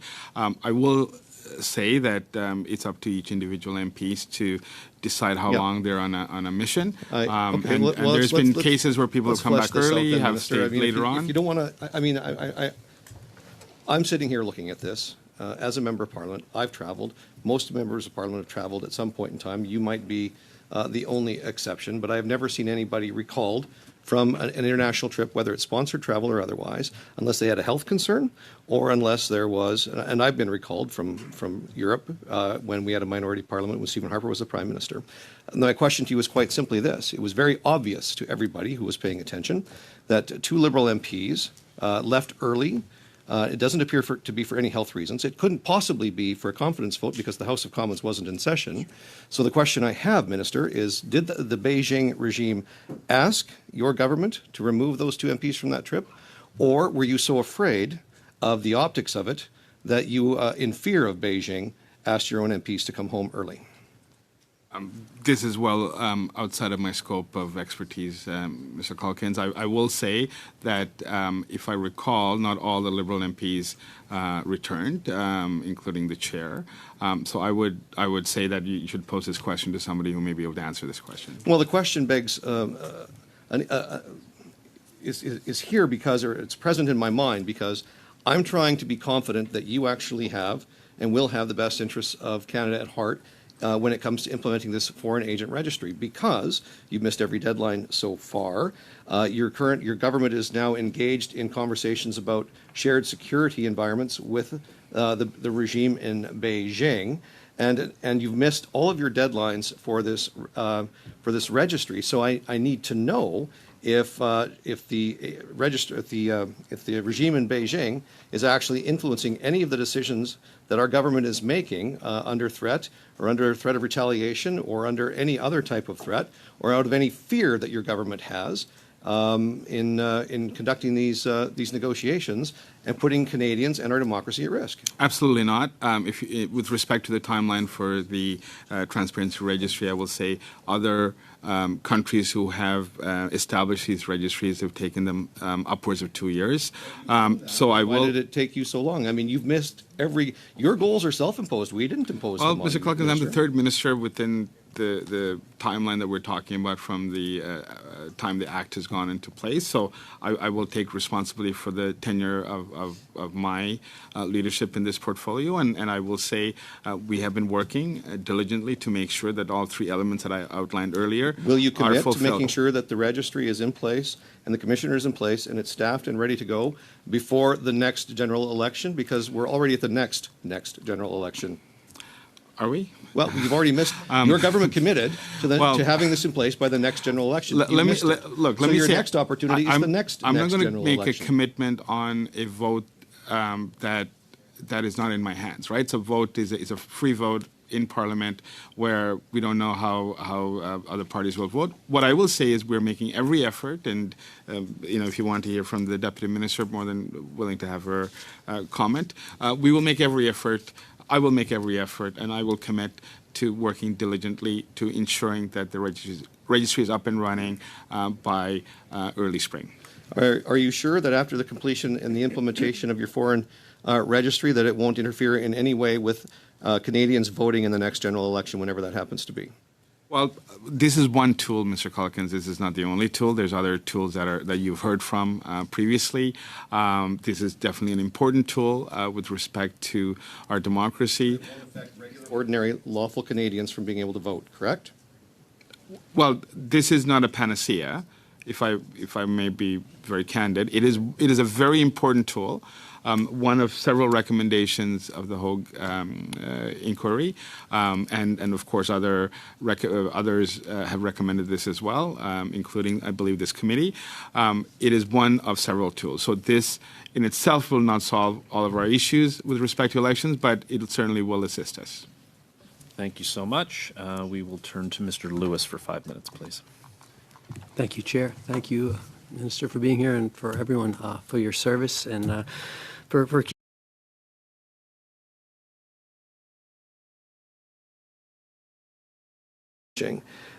and it seems to me that your government doesn't understand, just like in the gun confiscation program, who the good guys are and who the bad guys are. So can you reassure me that Canadians will not be affected or impacted with the implementation of your registry program and their ability to vote and participate in our democracy? You just can't help yourself, can you, Mr. Calkins? I'm just following up on your initiatives, Minister. When the camera's on and when people are recording, we just want to hear what you have to say. Okay, that's 2 minutes. Madame Briere. enough signatures to trigger a referendum, something the Premier says would happen this year if the separatist group can get the required signatures. Do you agree that the province of Alberta should cease to be part of Canada, to become an independent state? That would be the question that the Alberta Prosperity Project is putting on its petition, and I guess would be the question for the referendum. The wording specifically chosen to reflect the phrasing that is required in the Clarity Act. That's a federal law that was passed after the 1995 Quebec referendum, a law that could potentially serve as Alberta's pathway to separation. Earlier, I spoke to Stéphane Dion. He's the former Liberal leader, and he was also the minister responsible for the Clarity Act. Stéphane Dion, nice to see you again. Thank you for joining us. Thank you, Rosemary. So explain how the Clarity Act would work if Alberta goes through with this referendum.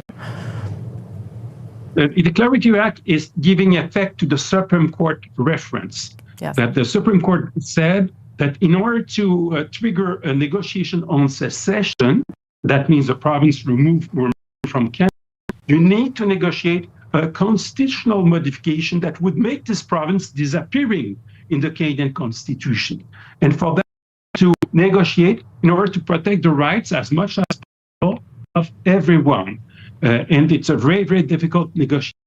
In order to trigger this negotiation, the premier of the province will need to show that its population clearly wants to secede. It's not something that it have big. It's a clear will to stop to be Canadian. Would be happier if we were not Canadian. If a population come with this consensus, then you start to negotiate and you try to come to an agreement of separation that will, at the end, become a change in the Constitution of Canada. That's the process. It's a very demanding one because to trigger the breakup of a country is not something.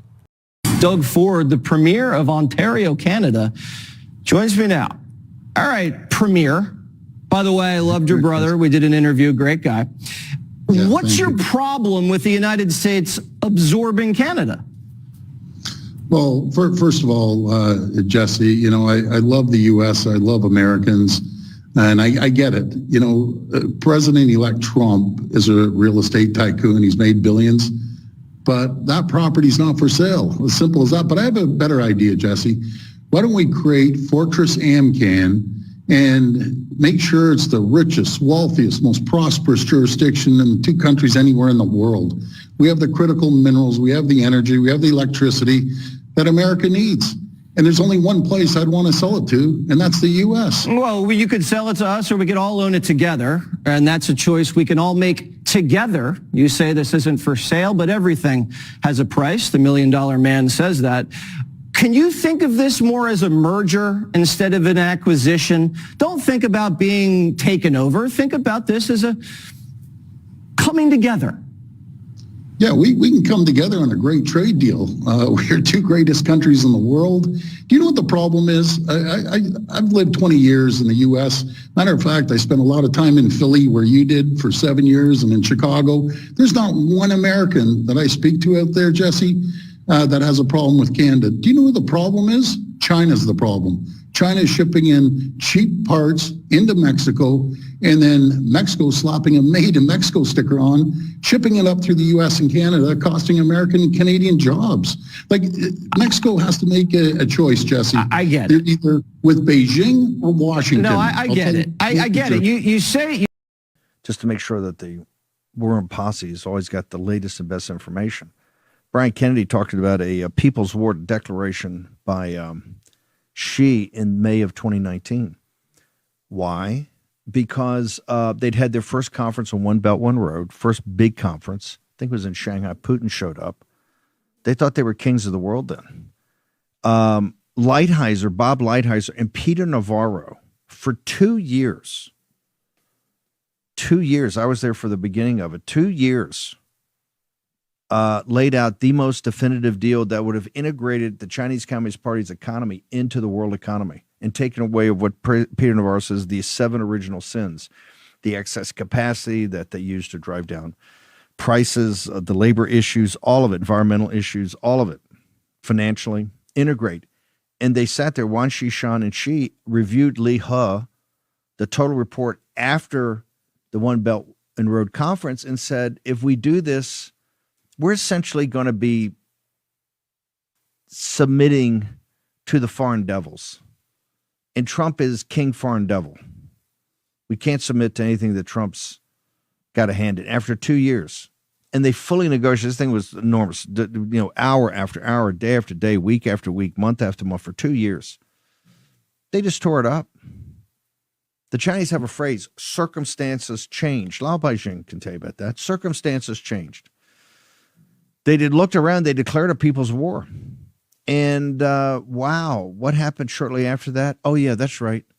The COVID pandemic started in the military games in the, I think, August and September of that year. Yep.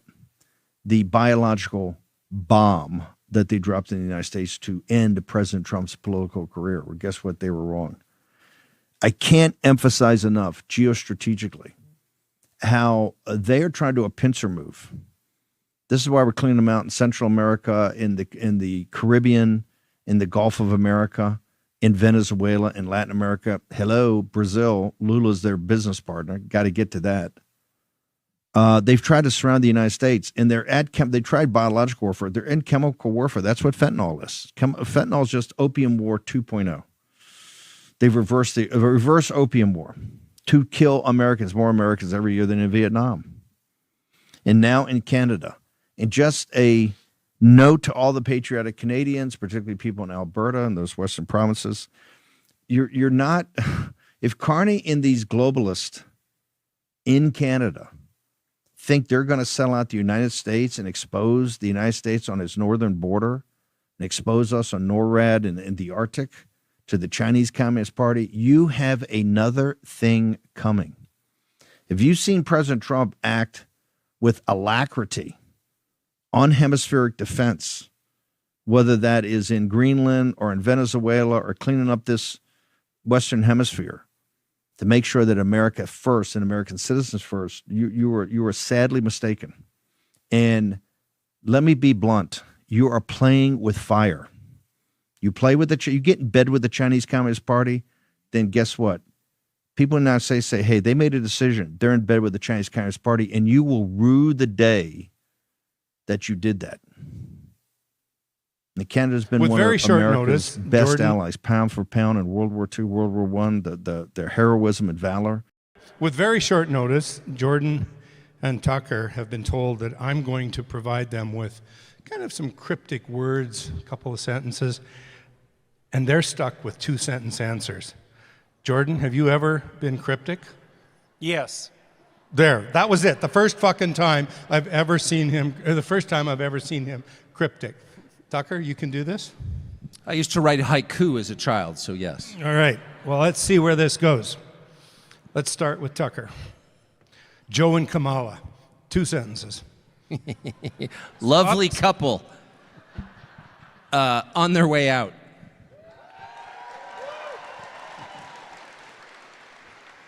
Jordan, Christia, and Justin. And you can think about this one. A little narcissistic for my liking.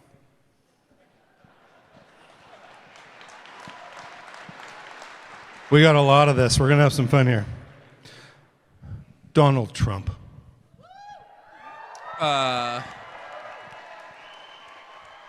I'll speak in sentences. Orange, ascendant. No, I would say, if you want to know who Trump is, watch the reaction to Trump. I mean, that's really it. I think Trump is politically immoderate. And I think that not because I'm totally crazy. I think I'm pretty moderate too, to be honest. I don't want radical change. But neither does Trump. And they're treating him like he's a Nazi, and that says everything about them. Loud and clear. Jordan, Pierre Poilievre, or Poilievre if you wish. I'll tell you a quick story about Mr. Poilievre, a couple of sentences. I met him at the residence of the opposition, and I met his wife, who I thought was a very solid person. And one of the concerns they expressed to my wife and I while I was there was the expense that they had racked up at the expense of the Canadian taxpayer for moving them into Stornoway, into the residence. And I thought two things. I thought, all things considered, you probably have more important things to prioritize. But the fact that that actually bothers you and that that was genuine and unprompted is a good sign, because I don't think that Pierre Poilievre thinks that your money is his.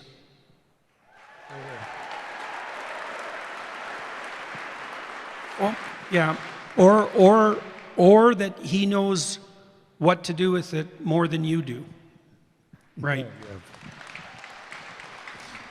Tucker, Vivek Ramaswamy, he wants to build a wall between Canada and the U.S. Any thoughts on that? Building a wall between Canada and the U.S. would be the best thing that ever happened in Canada.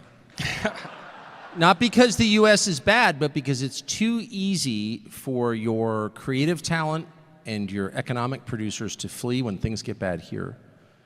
And there should be a wall around Canada. And smart Canadians, if they stayed, and a lot have stayed, of course, but you've lost a lot of great people, and I know them because they live in my country. And I'm in the creative business. My business is filled with Canadians. And I always say, like, why couldn't you do it in Canada? Because it's state media. You know, no creativity allowed, only racist, tranny, climate. That's it. And so I think it would be great for Canada. I mean that. We'll try not to make the wall too high. Jordan, the Freedom Convoy. It's been an interesting... Whoa. Sit down. We got some conversation to come. It's been an interesting 24 hours. So you know that the trucker convoy was part, and also part of the leadership of a much broader movement of working class people all across the Western world. You're seeing that more particularly in Europe now. There were some 200,000 German farmers and assorted protesters out over the last couple of weeks. You saw very little coverage of that. The same thing is happening in Spain, it's happening in France, it's happening in Scotland. And part of the reason that it is happening is because working class people, in their implicit wisdom, have decided that they're not the problem that faces the planet, but the solution. And the truckers knew that, and they served in that function, as even Trudeau admitted not so long prior to his unforgivable, traitorous, and now deemed criminal activities, which should be treated as such. Yep. I thought from the beginning, you know, more power to the truckers. I think they handled that demonstration impeccably. They timed it brilliantly. They left at the right time. They did nothing but good. And they were treated like Russian collaborators and MAGA scum, and sometimes both at the same time, because that's exactly how demented Canada is. So more power to them, and thank God for the wisdom of the federal court. May I just add one thing? I so fervently agree with what Jordan just said, and I was mesmerized by that whole thing, and I know some of the people involved. I do think, though, there's probably too much emphasis, relatively speaking, on the Prime Minister and not enough on Chrystia Freeland, who I knew as a journalist working in Washington 20 years ago. She was at the Financial Times. And the fact that someone like that could ascend to a position of high authority in a civilized country like this is such a shocking... and I mean that. First of all, it proves the meritocracy is fake. If some... it's mentally deficient fascists can have power over you, okay? But watching David Menzies get arrested recently for trying to ask her a question, I mean, I really feel like people need to be very direct. No, this person has no moral authority over me at all. She is not qualified to even speak to me. Okay.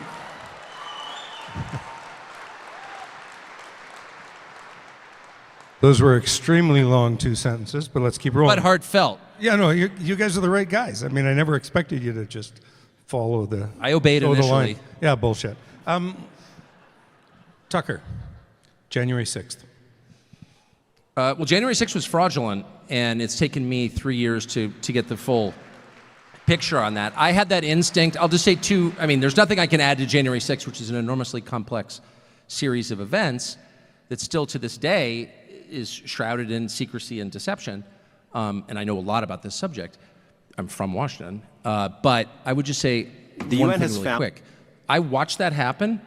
I was not in Washington when it happened. I saw it on television. One of my children. The UN has found that Track 2 MAID violates the rights of people with disabilities. Krista Carr from Inclusion Canada has testified that MAID is regularly raised with people with disabilities who are accessing unrelated public services. Inclusion Canada hears complaints about this on a weekly basis, according to their testimony before the Finance Committee. Are you concerned about Krista Carr's testimony and the UN's findings in this regard? What I would say is that medical assistance in dying is a deeply personal issue, and certainly we have heard from the disability community their concerns around medical assistance in dying. We've also heard from many other Canadians about the need to have relief from irremediable suffering, and that is a I guess, Minister, balance. if I can just add some precision to the question. Krista Carr's testimony was about people who have disabilities and are seeking unrelated public services. So we're not talking about people who are asking for MAID. We're talking about people seeking unrelated public services who are having MAID proposed to them, offered to them. I wonder if you think that's acceptable.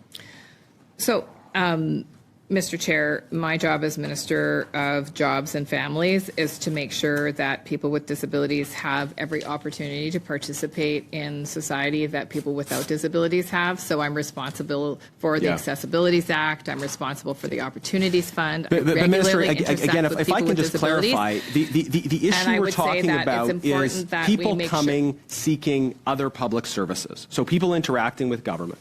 Who have disabilities. And there have been reports repeatedly raised by Inclusion Canada and other stakeholders about people trying to access those services. And you, as the person who's supposed to be a champion for Canadians with disabilities around the cabinet table, I think should be seized with this. I mean, do you think it's a problem that people trying to access unrelated public services are having people representing government in positions of authority repeatedly offering them something they're not looking for in this regard? Is that a problem? If there is a non-medical professional offering medical assistance in dying, then that would be completely out of scope for the legislation. This is something that is a deeply personal. So the Act defines divestment to include keeping assets in a blind trust. It's a loophole. I don't think for a second that when Canadians hear that someone says, well, I've divested my assets, so the question of conflicts of interest, the questions of transparency have all been answered. Isn't it time that we require that the Prime Minister and party leaders fully sell controlled assets within 30 days of taking office? So we're being specific here. We're not talking about their home, but controlled assets. That, again, is a policy proposal. It's certainly worthy of discussion. I'll simply note the following things, that the member's right. Divestment is defined to include not divestment, which is a challenge. The second thing is the Commissioner has told us that the assets in these blind trusts are not mixing or churning the way one would expect them to, which does create a problem that people then know what's in their blind trust when the whole purpose of the trust is they're not supposed to. And I'll add that I do agree. And so why is this happening? Why does it feel like working people are spinning their tires? Well, there's a lot of reasons for that, but one of them is the economist-friendly word productivity. We are having a productivity crisis in this country. And, when I engage people in my community, often their eyes will glaze over about productivity. I totally get it. But we have heard, and I have heard from business leaders, from economists, from the Bank of Canada, that productivity is in fact one of the #1 issues when it comes to standard of living in Canada, and it is in a crisis. In fact, Tiff Macklem, the governor of the Bank of Canada, just said last month, he said, quote, "What's most concerning is that unless we change something, our standard of living as a country, as Canadians, is going to be lower than it otherwise would have been." And when he was talking at the press conference giving this update about the Canadian economy, he went like this. He said the standard of living was going to be like this, now it's going to be like this. So we're going to be poorer out of the mouth of the Bank of Canada governor. He's telling Canadians, and parliamentarians should all be very concerned about this, that we're going to be poorer as a country if we keep going down this trajectory. And of course, there's world factors in that, like the trade war, but many of these issues existed long before Trump 2.0 ever came along, Mr. Speaker. And of course, we saw this a year and a half ago in March 2024, also from the Bank of Canada. Senior Deputy Governor Carolyn Rogers said about productivity, it's an emergency, it's time to break the glass. It's time to sound the fire alarm. It's time to evacuate because the productivity is so bad. But again, how does this relate to everyday people, Mr. Speaker? Again, it's not about, I think most people think when we say, oh, we have a productivity problem, I think, well, what do I have to work harder? That's actually not what it means. Nicholas Vincent from the Bank of Canada as well, the external deputy governor, said, quote, Canada's affordability problem is really a productivity problem. If we want to make things more affordable, we need to raise our incomes, of course. And the way to grow our incomes, he said, is by increasing our productivity. So it is mission critical that we fix this productivity problem, and the results are very stark. In fact, after 10 years of Liberal government and the way that they approach the economy, we've had very poor results when it comes to productivity. In fact, it has barely grown at all since they've been in power. And when we often compete with the U.S., obviously they're our biggest buyer for our trade, but they're also our biggest competitor when it comes to businesses selecting where they're going to build factories, where they're going to hire more workers, where they're going to innovate. They're our biggest competitor, and they're, in fact, our productivity is, in fact, 30% lower than the U.S. And in fact, in real U.S. manufacturing, the construction investment has been up over 300% since 2008, and Canada's has been flat since that time. Well, happy to have with us right now the Premier of Alberta, Danielle Smith. Premier Smith, thank you for taking the time. Thanks, Michael. Nice to talk with you again. And you know, I have to say, I was watching the speech that you gave before the plenary today, and clearly you are showing your support for Pierre Poilievre. But how difficult is that when you get along so well with the Prime Minister, it seems, on a number of fronts? Well, I can tell you it seems to me that there's a 10-year legacy that has to be undone. And the question is, how fast is it going to be undone? And the Prime Minister is moving at one rate, and I think Pierre Poilievre would have moved at a faster rate. But what we do in our business is that we have to get along with everybody. And so I can still attack the terrible policies. I don't think it's any surprise to anybody that I did not like 9 bad laws. 7 of them have been addressed. I didn't like the attack on our economic foundation, and I didn't like the attack on our way of life. There's still a lot of things that need to be fixed, and I outlined a number of them in the speech that I gave. Okay, a number of things to be fixed. What would you tell the Prime Minister right now, or perhaps what you've already told the Prime Minister, in terms of what he needs to do to not only address the concerns of your province, but really at this point in time address Albertans who may be thinking of signing that petition to have a referendum? Well, as I mentioned, I mean, when I see polls that show 30% or more of Albertans that are prepared to end our relationship with Canada, I know that it's my job to give them hope, and I've told the Prime Minister exactly the same thing. I think part of that has been partially restored with the MOU that we signed in November, and we worked very hard on that, and we're continuing to work to implement it. We're going to do our part to put in a proposal in June for a bitumen pipeline to the BC coast. We had a nice trilateral meeting with David Eby, so we're trying to come to terms with how we negotiate and consult with the First Nations and what their role will be. So that's one piece of it, and so I think that is moving along well. But quite frankly, the person who heads the movement is a gun shop owner, and when you look at the gun grab, which is unfair, it doesn't make any sense. The category of weapons they've created is a fantasy one. We don't have military assault weapons in Canada. We have had those banned for many years. But something that looks ugly has now been determined to be illegal, and you're about to make several 100,000 Albertans into criminals. And so that is very motivating for people when I tell them, like, it's nothing I can do about that. That's federal jurisdiction. And that's, I think, one of the things he's got to address. It may be popular in Quebec, and I understand their unique circumstance about the tragedy that they had with École Polytechnique. But I would say that in Alberta, we understand that a firearm purchased legally is a tool. It's a tool for it's a tool for ranchers and farmers. It's a tool for hunters and for sport shooters and collectors. It's one of their it's very important for them. They've invested tens of thousands of. Well, I think you should start at a much higher level. Okay. We are in Davos at the World Economic Forum. And the Trump administration and myself, we are here to make a very clear point. Globalization has failed the West and the United States of America. It's a failed policy. It is what the WEF has stood for, which is export, offshore, far shore, find the cheapest labor in the world, and the world is a better place for it. The fact is, it has left America behind. It has left the American workers behind.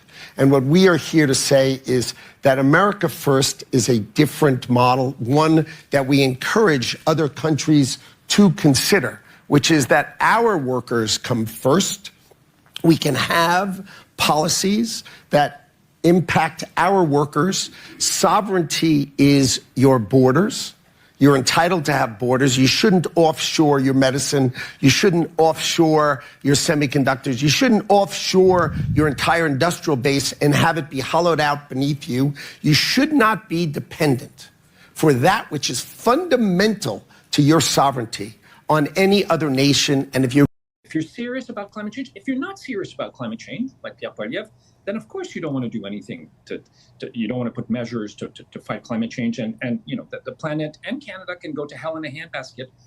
He doesn't care. But if you're serious about fighting climate change, this is not the only way, but the best way of doing it. It should be the number one tool in your toolbox of fighting climate change. Hi, everyone. Thanks so much for coming out today. It's so heartening to come from Vancouver and see so many people concerned about Olympic issues.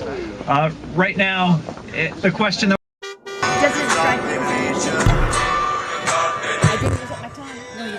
There's a lot unusual about your speech, Liz, but we're going to take off. 9 years. Okay. I got to calm down. It's been 9 years. And we wonder, at first I thought, he doesn't show up because he's shy. He doesn't know how to do jokes. He has no music to do. But maybe he doesn't like to be among... Qu'est-ce que tu peux exprimer les... Maybe he doesn't like to be with humans. Everyone has an opinion about Canadian federal politics. Oh, yeah. We went pretty hard in the paint on MP Liz May. She's the leader of the Green. We went really hard on her this week. Shot my mouth off. But now I'm going to show you in context where that comes from. Because there's a reason. I'm fed up with these politicians, but they have secrets they don't want told. Anyways, this is one of Liz May's. She's a glug, guys. Like, she has no control over herself when she gets on the bottle. Let's take a look. It's hysterical. She's out of control.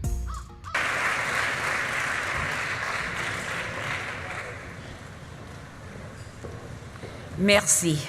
What can I say about such generous praise? I want to start by saying, here we stand in what used to be the Museum of Civilization, and I stand as a British Columbian Member of Parliament from Coast Salish Territory, Haishka, and I'm standing in front of longhouses of Haida, New Chalmers. I mean, and here we are, like, has anyone bothered to mention, I am honored to stand on the traditional territory of the Algonquin Nation. Thank you, Miigwech. And since Perry Bellegarde is here, I want to mention we stand on his traditional territory too. And I want to say, like, what the fuck was wrong with the rest of you? You didn't notice we're standing on traditional territory. Like, what doesn't scream out First Nations about this stage? Well, anyway, the rant endeth here. I'm here and honored to be here among my colleagues, allowed to speak when you all want to go home. I stand having missed my girlfriends, Megan Leslie, born in Ontario, representing Nova Scotia, and Lisa Raitt, born in Nova Scotia, representing Ontario. But really, that would have been my fun moment, but they don't let me in on that. I don't know why. I keep begging. Lisa, Megan, what can I do? I want to be a backup girl, do-up. Anyway, I have very little time to share with you what must be important, which is to say, we've now heard from the only 3 of us as federal party leaders, but there are 4 of us. You know, voici les 4 chefs des partis au niveau fédéral. Et la question clé, c'est que lequel ce n'est pas comme les autres, comme des autres. Peut-être tout le monde pense immédiatement de Stephen Harper, parce qu'il est le chef qui n'était pas ici. Toujours, il n'est pas ici. Il n'a jamais participé au le grand. You have proposed that big polluters pay consumers through a carbon credit market. Yeah, Or consumer would pay more at some point. Well, the consumer is already paying more. New interview just dropped. Welcome back to Moose and Loose. My name's David. Today's top story here. We've got Mark Carney talking to Rosemary Barton on the CBC, and she... Hi, Mr. Poilievre. Welcome back to the House. Good to be with you. You heard Danielle Smith there. She's saying, be patient. Albertans are finally being heard by the federal government. You're an Alberta MP now. She's your premier. Are you going to take her advice? Well, we have no choice. We've had to be very patient with Mark Carney because he's now been prime minister for 6 months. Hard to believe. And he hasn't delivered a permit for a single nation-building project. In fact, construction is... I think it is extraordinary that Mark Carney has become the Prime Minister of Canada. He did a terrible job in Britain of the governorship of the Bank of England. He created a lot of the problems that blew up on my watch and that I got blamed for were actually created by him. He backed Labour in the election and Rachel Reeves's policies, which are leading the country to bankruptcy. So why on earth the Liberal Party of Canada has selected this man, I have no idea. And I society, and he doesn't trust free people to make their own decisions.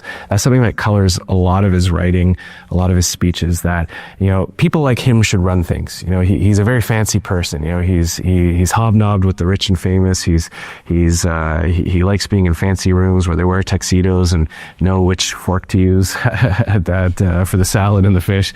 Prominent people that were part of these HSBC Swiss accounts that had been inherited from Safra. Epstein was one of them.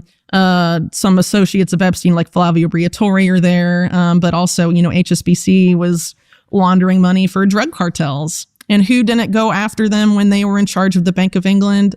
Mark Carney, who is now Prime Minister of Canada. And everyone's leaving. And while he was head of the Bank of England, you know, there's pictures of him hanging out with Ghislaine. Who's, you know, Father Robert Maxwell was banked by Safra, among other things. So. Well, I remember him from my childhood. Look inside yourself, Rosemary. How many kids did you molest with Jeffrey Epstein? More than just elbows. It's time for a change in this country, my friends. A real change. Canada's broken, and Canada's broken because we're stupid. Okay? Canada's broken because we're stupid. As a European, I am a European, actually. Oh, you are? I'm Irish citizen. Yeah. So there you go. Welcome. Speaking as a European, I like to say following.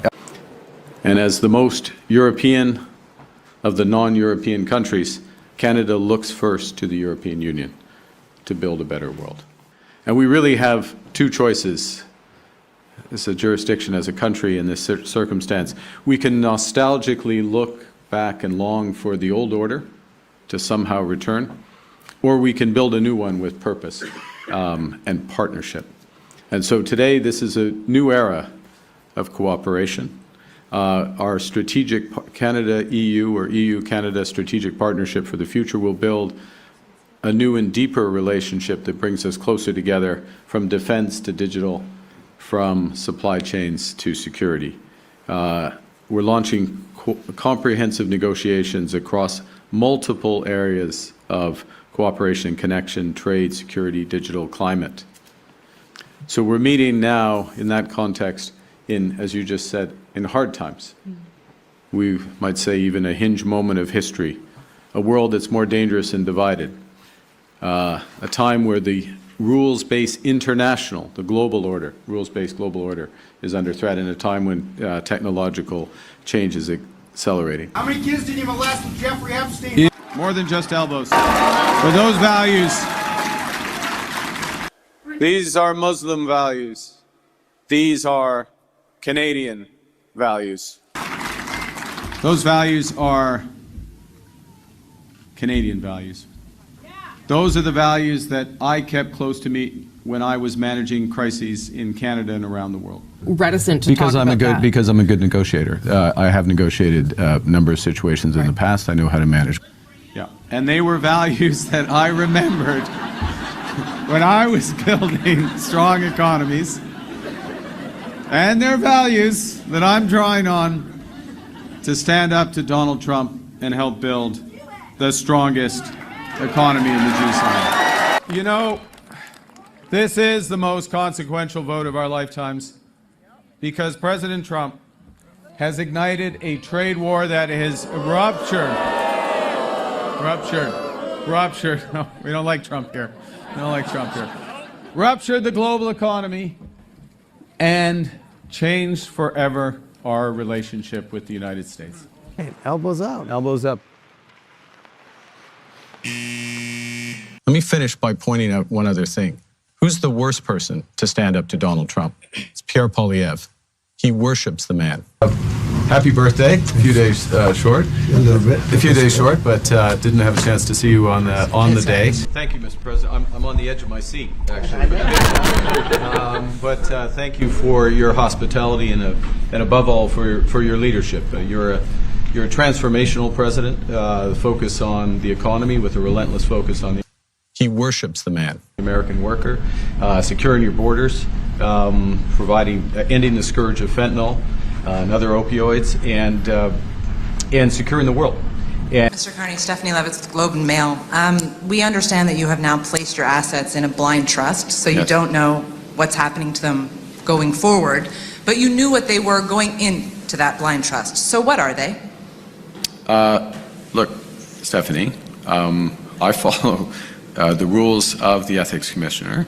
I'm following them well in advance of any of the requirements, as you know, because I know you know this. You know that these requirements come into effect in months. We're talking days after I became Prime Minister. So I'm complying with the rules of the Ethics Commissioner, going through the processes and all these things that are necessary. And I will remind you, and I'll remind Canadians again, that the Leader of the Opposition cannot find it. And look, you look at the questions this evening, you look at the nature of the discussions, look at the nature of discussions I had with the President of France, the Prime Minister of the United Kingdom. The Leader of the Opposition would not be capable of having those discussions because the Leader of Opposition refuses to get his security clearance, something that it took me a few weeks to get. And he has been the Leader of the Opposition for 3 years. So I comply with my responsibilities, I comply with the rules well in advance, and the Leader of the Opposition doesn't take his responsibilities at a time of, well, you should take these responsibilities at any time, but it's particularly remarkable given the stakes in global geopolitics at the moment. The rules say that those assets should be publicly disclosed within 120 days, which means you'll campaign in a coming federal election, most likely within the next 120 days, and are serving as Prime Minister now, with Canadians not being aware of what potential conflicts of interest you sought to avoid. What possible conflict would you have, Stephanie? Stephanie, I'm complying with the rules. I'm complying with the rules in advance. Point final. Are you saying you are not open to any conflict of interest? Yes. Trump spent most of his life in the private sector. There's no possible conflict of interest in your assets. That's very difficult to believe.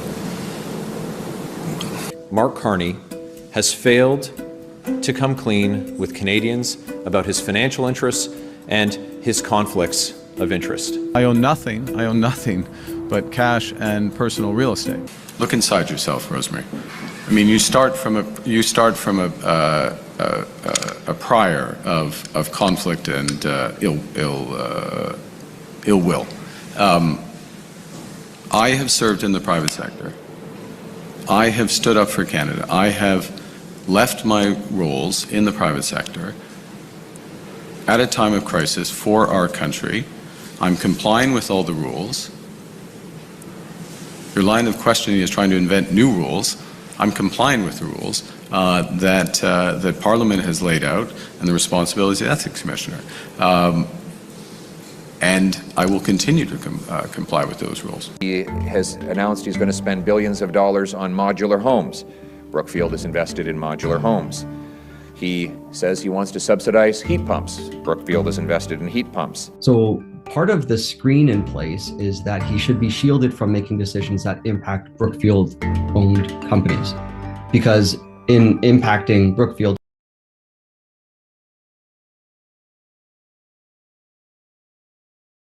Obviously, you've spoken about the idea that Canadians will need to make sacrifices to pay for defense spending. Can you outline what sacrifices you're expecting Canadians to make?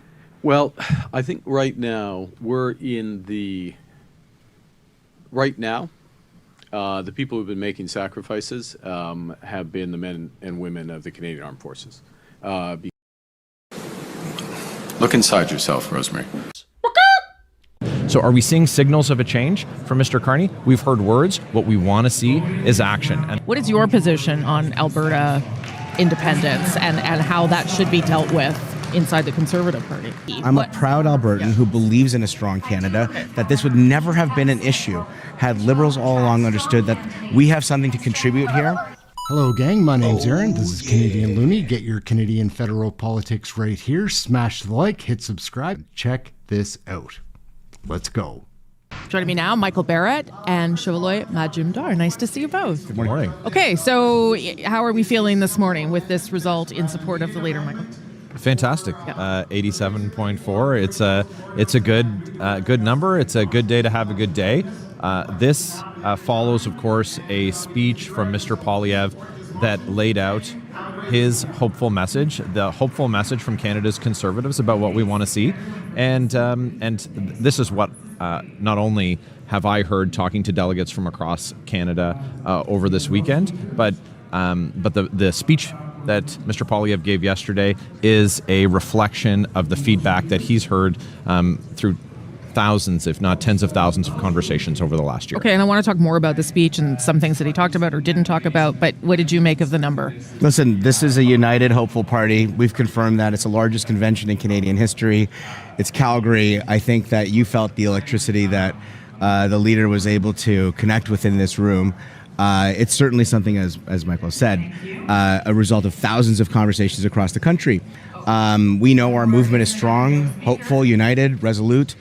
We have a leader that's a litigator and up to the job, and our party's endorsed that direction wholeheartedly. So I think stay humble, work hard is exactly what the leader would expect we do, and I'm energized by the result. What has to happen now in Ottawa, inside caucus? Like, how does this translate into how you all approach your job and how Pierre Poilievre approaches his job, Michael? Well, you look at some of the changes that you've seen since the last election. There's been legislation, government legislation, if not signature from Mr. Carney's government that we saw was in the best interest of Canada. Now, at the time, we said with things like the One Canadian Economy Act that we would have done more so that we could go further faster, but we supported that legislation. The same is true with some tax cuts that they've made. We're supporting bail you're going to move forward with quickly? Yeah. Absolutely, because it's going to make our community safer.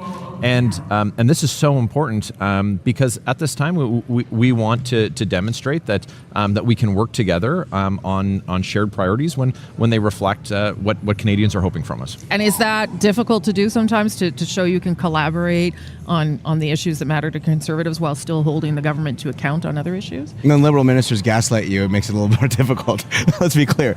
It's not exactly that the Carney Liberals have been full partners in working together to get things done in this country. For a year now, they've had the support of Conservatives on all of these issues, and they're slow rolling it. I'm not sure if it's a matter of competence or capability, but I know that we are a voice for millions of people who are extremely desperate with food insecurity going through the roof. We've got, I hear it in my own riding. People have to take things out of their shopping cart just to be able to make ends meet. These are very serious, heady issues, and it requires a serious effort. And so I think, as recently as last week, we proposed a Sovereignty Act that would unlock our resources and have massive consequences for our country. I think the big ideas that we have been championing all along are the ones we'll keep proposing, because that's what we've been asked to do by the people who support us. Okay, how do you put that? I agree all those issues matter to Canadians. Polls show that too. But how do you put all of that inside the context of what the world is dealing with? Global upheaval, Donald Trump, threats of sovereignty against other nations, tariffs. Like, how do you work both of those? Because that's the piece that we didn't hear a lot about last night. A little bit, but not a lot. Mr. Poilievre has been crystal clear, as have all members of our caucus, that we want Prime Minister Carney to get a good deal for Canada, and we want to help him get a good deal. Part of that means that we need to be negotiating from a position of strength. We've been expressing that we need to show that we have other customers, that we have new export markets, and Mr. Poilievre has talked about that, and he did address that about getting our natural resources to Tidewater is going to do a lot in that respect. And we heard him address the needed investment, massive investment in our Canadian forces, because that's part of being able to express our sovereignty. Yeah. And we've been clear that we'll work with Mr. Carney's government again to bolster our military, to get to new trade markets, to try and get a good deal for Canadian workers and Canadian families with the U.S. But again, as Shuv said, this is a two-way street, and we extend our hand to try and get some things done, and they need to work in that spirit of collaboration as well. We'll get back to the absurdity of Canadian federal politics in a moment. Just a friendly reminder to smash the like, hit subscribe. Please leave a comment below if you have something to share. Let's get back to the nutty video. But is it hard, I guess is my question, to criticize the government on its approach with Donald Trump, for instance, and not look like you are somehow undercutting the prime minister or hurting the country? Or do you know what I mean? Like, how do you thread that needle as an opposition party? Because that seems challenging to me. Well, Rosemary, we are a democracy in which constructive criticism and proactive proposals are welcome. Right. An act of criticizing the government is an act of loyalty to country to make sure we make the right decisions. And energetically so, you have a prime minister who has said that on one side, Donald Trump is a transformational president, and on the other side, Canada belongs in Beijing's New World Order. These are confusing signals to Canadians and to the world.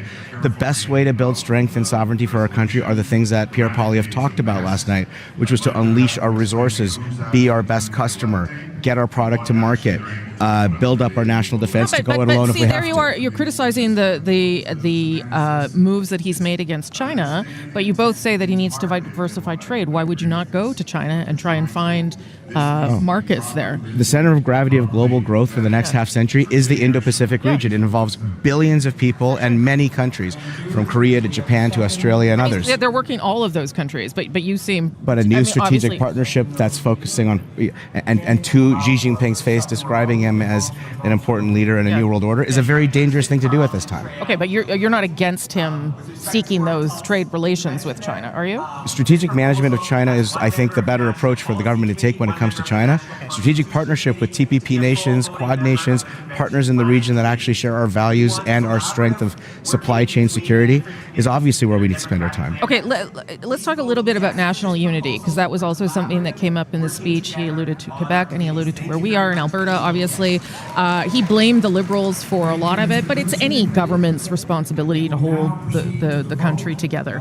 How concerned are you about that and how the government is handling that, and then how you as Conservatives need to respond to those threats that are real, whether they're about to happen, I don't know, but they are real. We need to take any threat of separation seriously, because we are stronger together as one country, and it's about respect.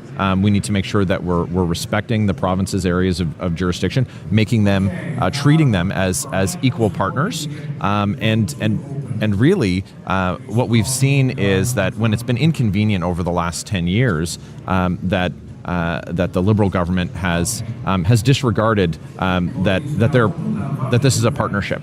And what we've seen... And you think that feeds into independence movements? That's your suggestion? Absolutely. And people I'm not an Albertan. No, nor am I. We'll ask him in a minute. I'm not a Quebecer. Yeah. But what I've heard are genuine sentiments from people in those provinces. You won't believe what Mark Carney tried to hide from Canadians. Buried within Carney's massive 700-page budget bill is a measure that gives cabinet ministers wide discretion to exempt any entity from any federal law on the books, except the criminal code, for up to 6 years. So what this means is that any minister in Mark Carney's government could give any individual or corporation the ability to bypass virtually any federal law. The scope that a minister would have to exempt an individual or corporation from federal laws is extremely broad. The minister only needs to claim that an exemption would encourage innovation, competitiveness, or economic growth, and is in the public interest. That could mean just about anything. So take a big corporation bidding on a federal project. Under these powers, if a minister determined that the project would facilitate there's been a lot of governments taking action against X or Twitter, whatever you want to call it, some of them banning it on a national level for people of a certain age. You're abandoning the platform in New Brunswick. Why did you make that decision? Well, it's something that we've been thinking about doing for quite some time because we've just seen it used to be a forum for more dialogue, and we used to see better engagement and back and forth with New Brunswickers on the platform, but that doesn't seem to be the case anymore.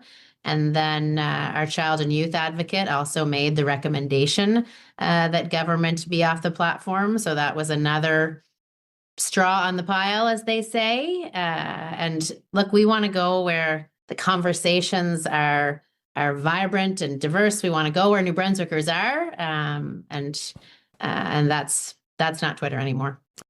Hi everyone, my name is Jacob Mantle. I'm the Member of Parliament for York-Durham. Over the last several months, Conservatives have been highlighting all the taxes and policies that make life unaffordable for Canadians. But curiously, every time we do, the Liberals respond that these taxes and policies are imaginary. Imaginary taxes. Imaginary taxes. Imaginary tax. Imaginary taxes. Imaginary taxes. These taxes and policies are anything but imaginary. They drive up the cost of everyday essentials like groceries. Economists said yesterday that the Canadian economy is on life support. And while the Liberals may clap like trained seals for lower rates, those lower rates are not resulting in more growth. Respectfully, a GST rebate will not revive this patient. The emissions cap, the shipping ban, and other anti-development laws are binding the hands of Canadians that would build our country. So why won't the Prime Minister have the courage to stand up and remove them? Good news. The CER just announced the Gordon to Taylorville pipeline is being built. The CER just announced support for the Sunrise pipeline. Jamil Javani, thank you for talking to us. I'm just wondering, can you tell us a little bit about your Restore the North tour? Like, what is it and what have you been learning from it? Yeah, I mean, well, we really set out to engage young people to better understand their priorities, what their views were on different issues, and try to create spaces where people didn't necessarily have to be conservative supporters to feel that they could be heard. I think we've been able to do that by going to these campuses and putting out online content and petitions and just trying to engage people in any way we can. My view is one of the biggest challenges in our country right now is a generation gap, and that people are experiencing our economy very differently depending on what stage of their lives that they're at. Mike Moffat, just the economist from Western University, just put out a report showing that young men under 35 are actually earning less than men over 65 for the first time in Canadian history. And I think those kind of data points paint a picture, but you also got to hear directly from people. And I also hope give them a pathway to get more involved in politics and make sure that their concerns are well represented. And what are you hearing? Like, what are you learning on this journey? A lot of what I hear are different expressions of anxiety about the future. Young people who are looking at the job market and unsure of how they're going to fit in or where their career is going to get started. Young people who want to start a family but don't know if they'll be able to afford it. Young people who want to buy a house and don't know if they're going to be able to afford that either. That's a lot of the feedback we get, and it manifests in different policy issues. In many cases, we hear about immigration, for example, where young people look at it and say, you know, they're reading in the news people talking about the young Canadians like they don't want to work or they're not interested in the jobs that are out there, and being told that's why we need high levels of immigration. And they're looking at it like, well, me and my friends are trying our best and we're not able to get ahead. So you do hear it about different policy issues, but I think the underlying theme is anxiety about the future. And as a person I wouldn't call myself particularly young anymore, right? I'm in my late 30s. I try to kind of relate as much as I can, but also hopefully offer, an informed perspective on how we can make things better without feeling like there's no hope for the future. And what has the response been? It's been great. Like, I've learned a lot. I really appreciate everybody who's come out to our events to tell us what they think. I think people, especially after Charlie Kirk was assassinated, I think a lot of young people who watched him on YouTube wanted to feel that kind of free expression was something that was still going to kind of last and that it would be embraced in Canada as well. And we've been able to provide that opportunity. I think if people sort of watch our videos or go to our events, they'll find that it's a very civil Canadian exchange that we try to have. But a good one, right? Where I think people feel like they can say what they believe and they're not going to be judged, and someone who's a member of parliament is going to take them seriously. One thing I've wondered about you is, like, what compels you to take on the particular causes you've taken on? Like, I think you were the first out of the gate in your party to say you'd like to see the end of the temporary foreign worker program. You've been a voice for young men, even predating your time in elected politics. You're probably the most well-known anti-DEI advocate in Canada. What compels you to take on these specific causes? A lot of it comes down to seeing a lot of people who need a hand up and need to be heard. And my observation is that there are a series of policies and sort of framings around issues that make it difficult for us to actually arrive to solutions. So if you take DEI for an example, I think most people across our country do not believe that skin color is a proxy for who needs help in our society. We can all think of people, whether they're battling poverty, addiction, homelessness, whatever it might be, who need help. And we, in our day-to-day life, we would never turn someone away because of what they look like or where their parents come from. And yet it is normal in a place like Ottawa, in the federal government and political culture, to say, well, certain people need help because of what they look like and certain people don't. Or that if you have a series of issues affecting young people, there can be a federal government department that's titled Women and Gender Equality. But if you raise, well, what about the young men who are also struggling and also need help, that's taboo or controversial. So I just try to sort of take my voice to the issues that I think need to be cleared so that we can arrive to better policies. That's my hope one day, that I will be able to help make policies in our country. As an opposition MP, I don't get the opportunity to do that as much as I wish, but I do hope one day that will come. I want to ask you about this term I think you've coined, liberal racism. I know you have at least one T-shirt that says "End Liberal Racism." Yeah. What is liberal racism? Well, Mark Carney's also taken note of this. You mentioned it at the press gallery dinner. We call it liberal racism because Liberal Party's been in power for 10 years. And in that period of time, I think there's been a superficial approach to understanding the complexity of who people are. And it cuts two ways. One, it means that if you're a member of a minority community like me, it has now become normal for politicians and government officials to speak down to us, like we need special benefits in order to succeed. I don't believe that. I think we're as capable as anyone else. And on the other side, liberal racism also says that if you look like or share the ancestry of people who were part of the founding nations of this country, the British and French, that you can be openly excluded from job opportunities with the federal government or openly denied access to government programs. I just think that that's racism. And any conventional understanding of racism, I think, would agree, and yet it's become difficult to talk about. So. Oh, yeah. You should do exercises. That's important to our good health. And friends, tomorrow we are going to be visiting with a fisherman who will tell us about his very enjoyable hobby. Now, I would like to see you all through our magic mirror. Romper bumper, stomper boo, tell me do. Magic mirror, please tell me today, did all of my friends have fun at play? I see all of my friends in Alberta. It's nice to see you. And I see Dan and Vivian. I see Marlon and Mona. I see Catherine and Harley. I see Anne and Elizabeth and Jane. I see Bert and Nicole, and I see you too. I hope to see you tomorrow, right here in Romper Room. Ding dong, knock knock, hey daddy do. Bing bong, tick tock, bebop boom. Kick off your weekend with exciting CFL action when the Edmonton Eskimos tackle the BC Lions in Vancouver. Tomorrow night at 10:30 on CFTO TV.